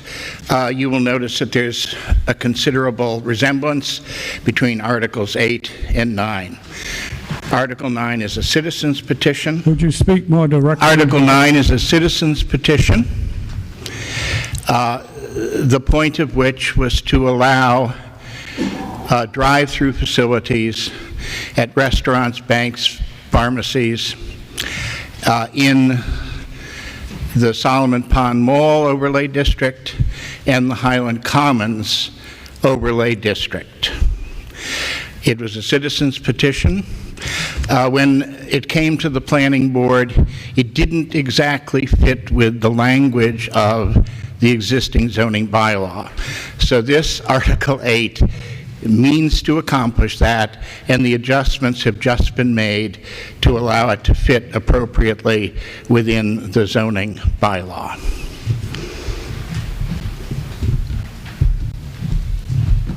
Okay, do others wish to speak? Peg. If you've been around any town meetings, the attempt to pass this bylaw over the past few years has gone significantly up in flames. So I would like to present to you some facts that I found that could counter those reasons why a fast food restaurant is bad for Berlin. The first one is pollution. Are you aware that the average drive time in a drive-through is 3.5 minutes? I challenge every one of you here tonight that as you sit on Pleasant Street tomorrow morning, probably stuck behind a bus, see how long it takes you to get down the end of the road. Or, better yet, go to the transfer station and watch. Someone come in and go over to the Boy Scouts, they go over to the cardboard, they go over and they dump off their trash, and then they go over and they dump off their recyclable, then they dump off their metal cans, and then they go over and they dump off their glass, and they go over and they dump off their paper, and oh, by the way, haven't seen neighbor Sue in a while, so I'm going to stop and say hi. I did that. I timed myself 9 minutes. 9 minutes to do that loop. The second one is trash. Unfortunately, for every article that you find that says that there will be an increase of trash, I can counter and find you an article that says it does not. We have no way of knowing where that trash comes from, whether it comes from any fast food place that might be up at one of the malls, or whether it comes from an accompanying town. We don't know that.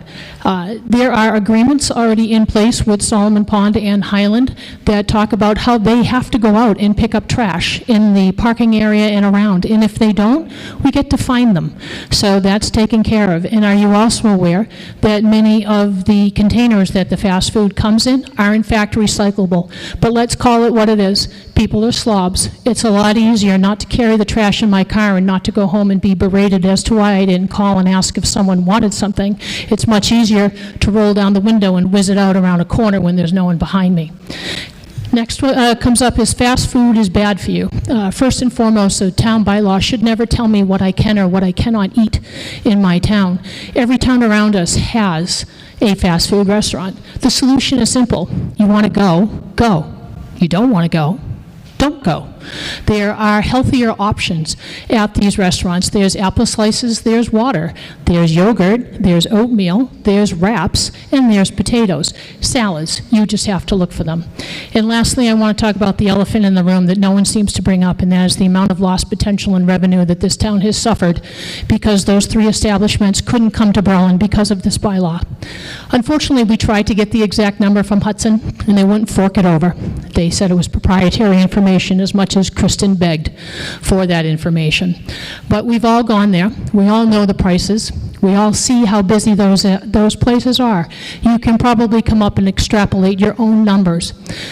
Many people will say, no, this is still bad. Berlin shouldn't have a drive-through. We need to keep Berlin, Berlin. And I get it, and I respect your opinion. However, the town of Berlin over the past 50 years have changed. We are now a $17 million business entity. In order for a business entity to survive, it needs revenue. Personally, I'm kind of tired of writing a check that keeps ever growing twice a year to the town. This is an opportunity to move the town forward. The town is going to change whether you want it or not. The town is going to grow whether you want it or not. This is a small, safe, conservative way to simply open the door for an opportunity for a discussion. Right now, no one can talk to us. But in the future, if this passes, maybe they can talk to us. Maybe they will want to come to Berlin. Maybe they will bring in revenue in town. That revenue will go towards salaries for employees. It will go towards the things that everyone says on social media, well, why can't Berlin buy it? Why can't Berlin fix it? Because Berlin doesn't have the money. Give us the opportunity to take that money in, and hey, maybe it's an opportunity to save money as well. So I am very much in support of this. And if you're wondering who the citizens petition was for 9,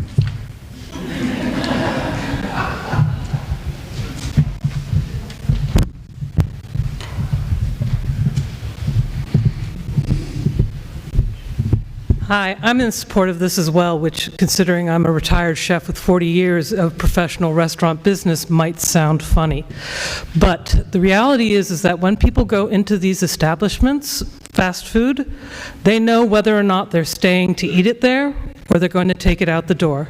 It doesn't matter if they're driving through a drive-through or they're doing takeout at the counter. So this idea that it generates more trash for drive-throughs, I've never understood the logic of that. People go in, they get their hamburger, they go to their car, they were planning on doing it that way anyway.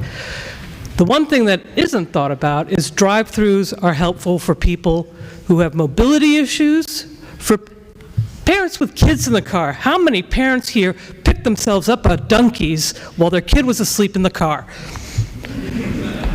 Having to not be able to get that because I'd have to stop the car, park the car, get the kid out of the car. God forbid I just woke up the kid. Go and get it. Now the kid wants something too. Drive-throughs are not, for fast food, for the type of food we're talking about, it does not affect the trash. It just makes it easier for a lot of people who were going to go to Dunkies anyway. Thank you. Scott Schultz of the Finance Committee. Yeah, this isn't actually an opinion of the Finance Committee, but more or less to discuss about the finance numbers. So just to give you an idea of where we are today, main thing people talk about for the finance numbers are the meals tax. This is where the town gets an extra 3/4% from the sales at any meals, any restaurant. So in the past 2 fiscal years, if you go back to fiscal year 24, the town of Berlin collected a total of $47,480, and in fiscal year 25, $46,918. This is taking all of our restaurants, everything where any meals are served. So that gives you an idea of what it would be, what we are actually bringing in now. So that's basically 0.75% on total sales of the restaurants in town for meals of just under $6.3 million. So the reason I'm speaking to this, I have heard many things through rumors, but just people have talked about numbers. Some numbers that at times have been kind of ridiculous of what you could expect to get from from the meals taxes. It will be revenue positive. I am not sure if there's any particular restaurant that's ready to come in as soon as we go, if we did approve this, and we would now immediately get a restaurant. But it's something that we know eventually Solomon Pond Mall may be redeveloped. Obviously, most of Highland Commons is already developed. You're not going to suddenly have the Chick-fil-A move over, or the Starbucks or whatever, or the Panera Bread move over to the Berlin side. But in total right now, you're looking at $47,000 in revenue. If you looked at the entire town of Hudson, and the reason I bring up the entire town of Hudson is because we know they have a lot of restaurants. They have, what they do already have at Hillside Commons. But if you take the entire town of Hudson, their total revenue for meals tax is $610,000. And the reason I bring that up, I've heard people throw out $750,000 as potential revenue.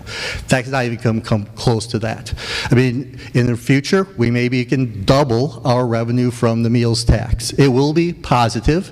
It's not a huge dent to the budget. Right now, we allocated, just in the present budget right now, $45,000 to the budget, which represents about 0.3% of the overall property tax levy. So in the long term, this should be positive for the town. It's not going to be a huge amount of money. It's also not going to be anything for a lot of property tax relief.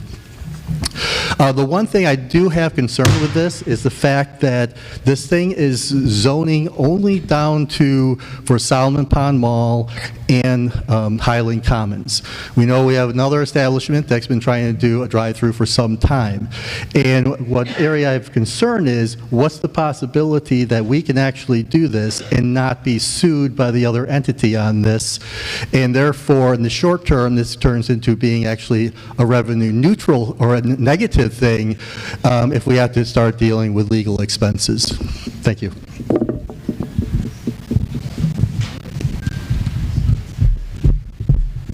Hi, Helen Provost from 180 Gates Pond Road.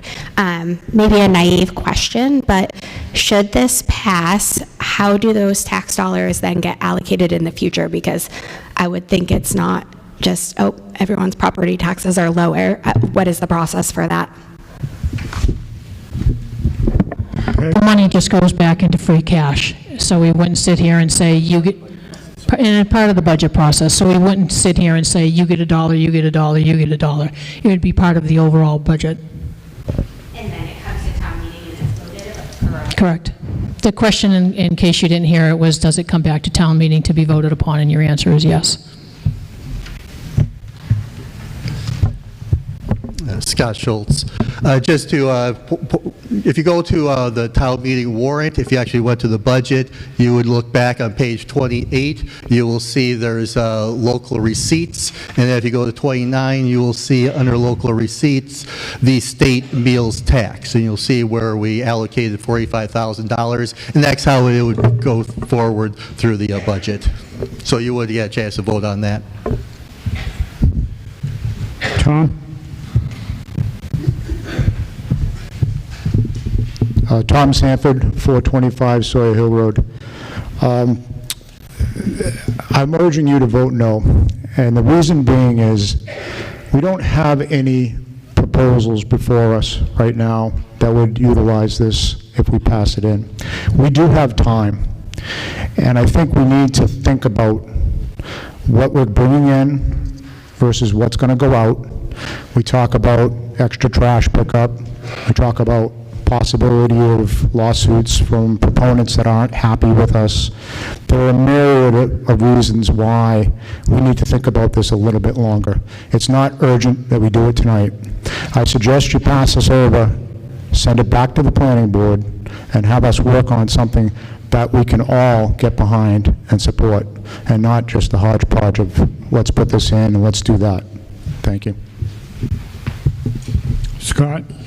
I think it is very important to pass this tonight. The Solomon Pond Mall is actually up for sale. New owners are looking to whether or not the town is flexible to potentially be a partner in trying to, for the success of that land.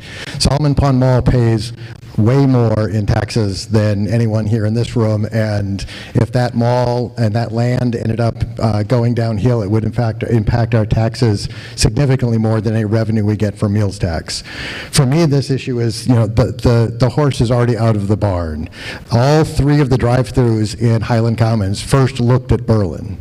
They could be in Berlin now. They could be paying taxes now, not only just the meals tax, but property taxes, because property taxes of a business is based on the revenue, and the revenue of those are way more than some of the places that they would have replaced in Berlin.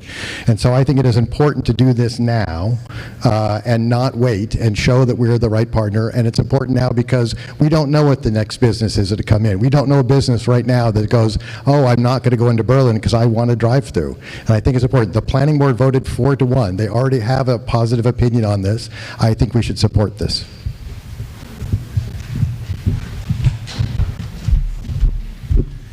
MJ State East 35 Carter Street. I will try to be brief. Number one, zoning things take time. Waiting until someone is wanting to do something and then trying to change the zoning law is just not a smart way of business. They will go somewhere else. As far as the alleged negatives that we would have with trash, with pollution, with whatever else, the preservation of the character of the town, we've been talking about this for years. And okay, so it's on the other side of the border. We don't get the money, but we'll still get the trash. The smog doesn't, none of these negatives care about what the border of the town is. The only way the border of the town affects any of this is whether we get the money or we don't. We keep losing all the money because people think, oh, we don't want this in town. Well, a lot of us don't really care one way or another whether we have it in town or not. The town has changed quite a bit since it was, you know, however many dairy farms. We do not live in an island. Change is going to happen, and if we're concerned that the other property in question might sue us, then maybe we should have an amendment to include that as well for a drive-through. Thank you.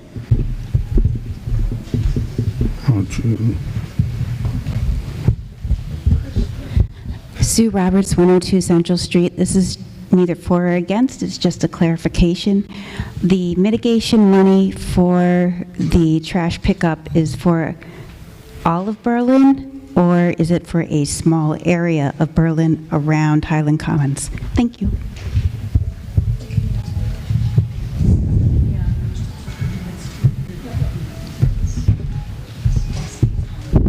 Bill Anderson, 55 Peach Hill Road. So I'm just concerned about getting sued because we've excluded everybody in town except for these 2 parcels of land.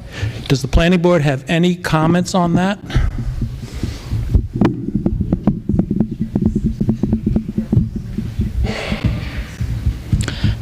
Barry, I can answer the question on trash pickup if you're interested. Okay. I'm waiting, So, just a second. okay. Tom?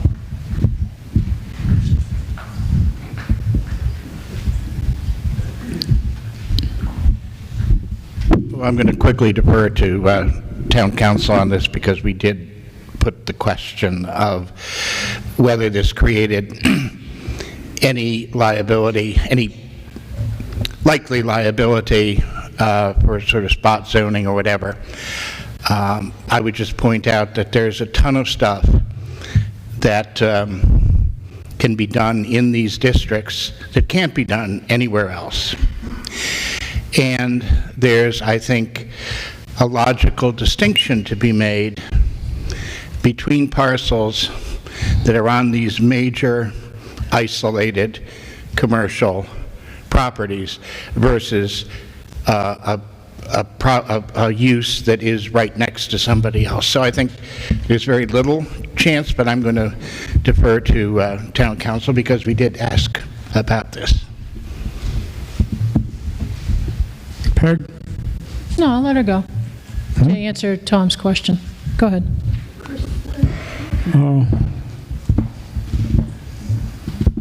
Heather White, Town Council. If there is an allegation of spot zoning, it's a highly fact-specific inquiry. The case law on such cases, the vast majority of those decisions end up finding in favor and deference to the local legislative body's action with respect to the zoning. The burden would be on anyone alleging spot zoning to prove that it is, and there are a number of factors that would be considered. These are 2 entire overlay districts that are being discussed that are already zoned for compatible uses after careful planning by the planning board and in coordination with a neighboring municipality. So personally, my opinion would be that it would be a significant uphill battle if anyone were to try to raise a spot zoning challenge. And then to answer Suzanne's question about where the cleaning is done up, this is pulled directly from one of their, from the contract that we have with Highland Commons. Sweeping and portering of the parking area, sidewalks within the center to remove debris, services provided 7 times a week. There's another one that talks about annual springtime cleanup of any debris on the perimeter slopes of the center. And then the last one is 1 time per week cleanup on Gates Pond Road from Coolidge to River Road, and also to include Fosgate and Marlborough Road to include litter pickup.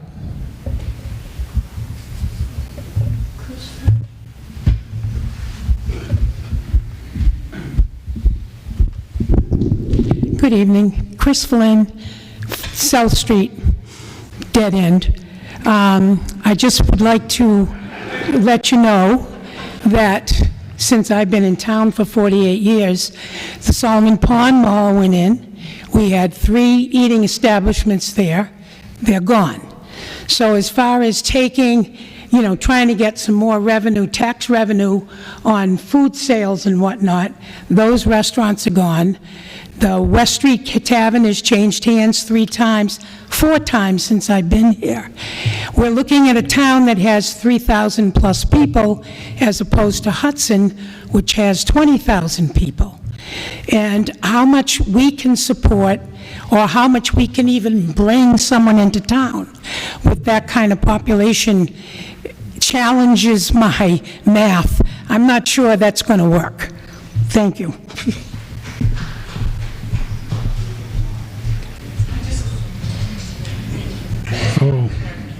All right. Brenda Ewing, 227 Pleasant Street. So my question is regarding the other contender that has been asking for a drive-up and the specificity of this just pertains to Highland Common and Solomon Pond Mall. So, yeah, that's all I wanted to clarify. Kind of got that. Okay. Thanks. Wayne? The simple reason why I started the citizens petition to talk about that is the location. You know, again, the age-old keep Berlin, Berlin. You know what? People already go to those malls. It's easy off the highway, and it's easy right back on the highway for that. So people aren't going to be dropping a Starbucks in the center of town. We're not putting a McDonald's down at South Common. We are talking on the opposite ends of town, and that's why we picked those locations. Wayne Texera, 201 Gates Pond Road. So I live on one of the opposite ends of town that would potentially be impacted with this. I honestly don't care about it. I think it's really dumb that the town has continued to allow other towns around us to benefit from this type of development. Every town meeting we come here and everybody whines about, oh, the taxes are going up and all this. So here we have an opportunity to attract, builders. It's like, saying, well, we don't have our stuff in order, wait for me to get it. Nobody would wait. It's like if they can go in Hudson or Marlboro or somewhere else that has that ability to do it, they're going to go there. So I don't think waiting makes sense. This has been up before the body before. I think it makes a lot of sense to do it. Looking at Panera, get the drive-through, look at all the others, get the drive-through. It's not that big of an impact. It's not a personal decision. You don't get to tell me where I get to go or someone else gets to go. They make a decision, and that's where they're going to go. This is about revenue. I don't care if it's 46,000 or 10,000. I know we don't get to 600,000, but it's the revenue of those buildings that says you're inviting business. I give a lot of credit that the town of Berlin, the planning board, has maintained the character of the town of Berlin. You might not think Gates Pond Road is part of the character of the Berlin because it's on the other side of 495, but I still like living there. And I have Highland Commons that I see the lights from, but I deal with it. It's not, and having a drive-through that's going to bring more revenue, I'd rather it be there than be in Hudson and we get the trash anyway. So I just think it makes no sense to keep passing this over and saying we can't handle this kind of thing. I think the town council made perfect sense. She said there's not a big litigation risk. I mean, get with it. I mean, we're a small town. We are a small town in a huge area around us. We've done a great job maintaining our character thanks to the planning board and a lot of foresight that we don't see in other towns, and we've seen what happens there. We've maintained our character. This is not going to kill it.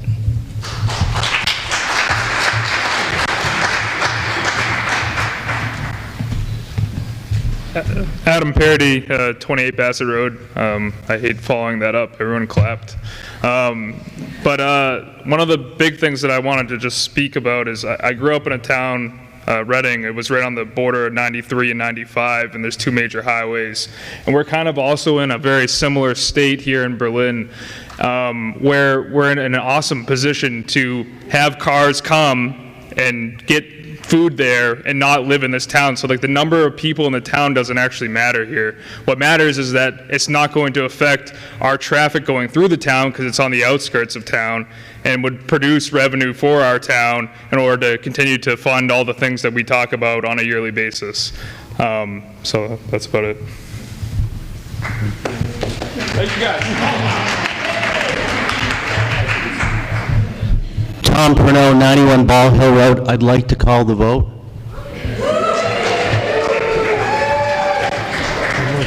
Do some other things. We have a motion to the previous question. Is anybody, I got an idea that was seconded. That cuts off debate. So our next vote will be whether to cut off the debate on this subject. And as soon as we're ready.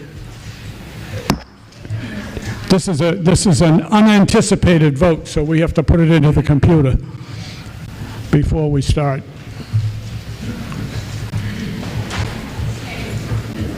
I was wondering earlier why we had such a good attendance tonight when I didn't really expect it, but this is why. Okay. Okay, we're now going to vote on the question.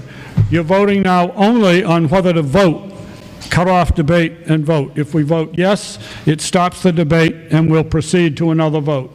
If you vote no, we'll continue the discussion.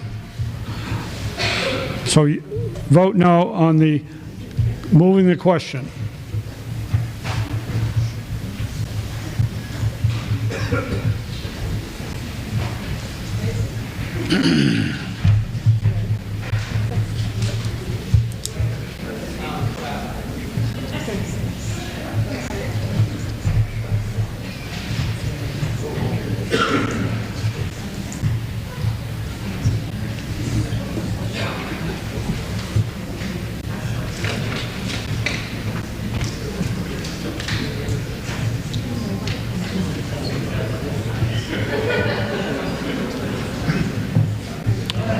I'll call the voting to a close.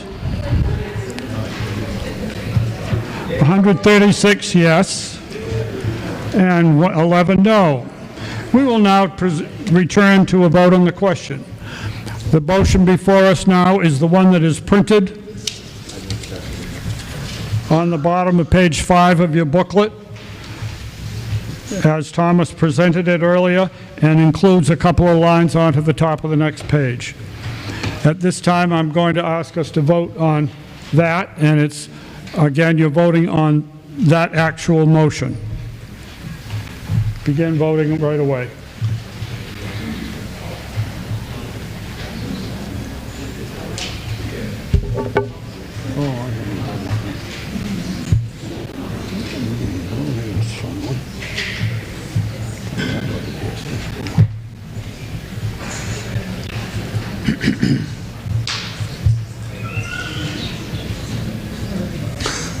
If they all came from this land, they're going to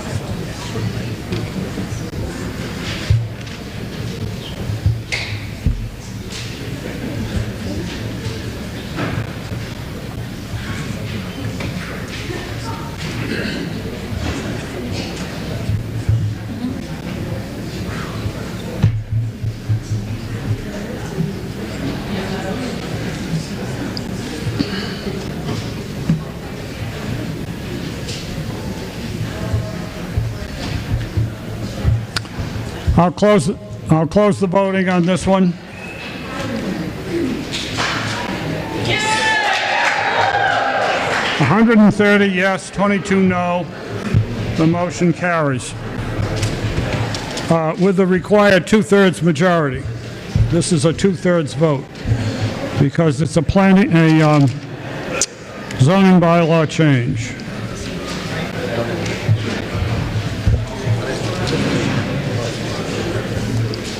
Now we have a citizens petition, Article 8. Article 9. I move to pass over Article 9. Motion to pass over Article 9.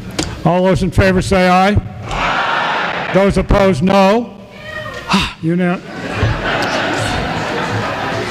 That's voted.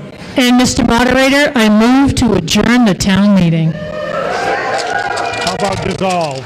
What? How about dissolve? Dissolve. I move to dissolve the town meeting. Gonna vote. All those in favor say aye. Aye. Opposed, no.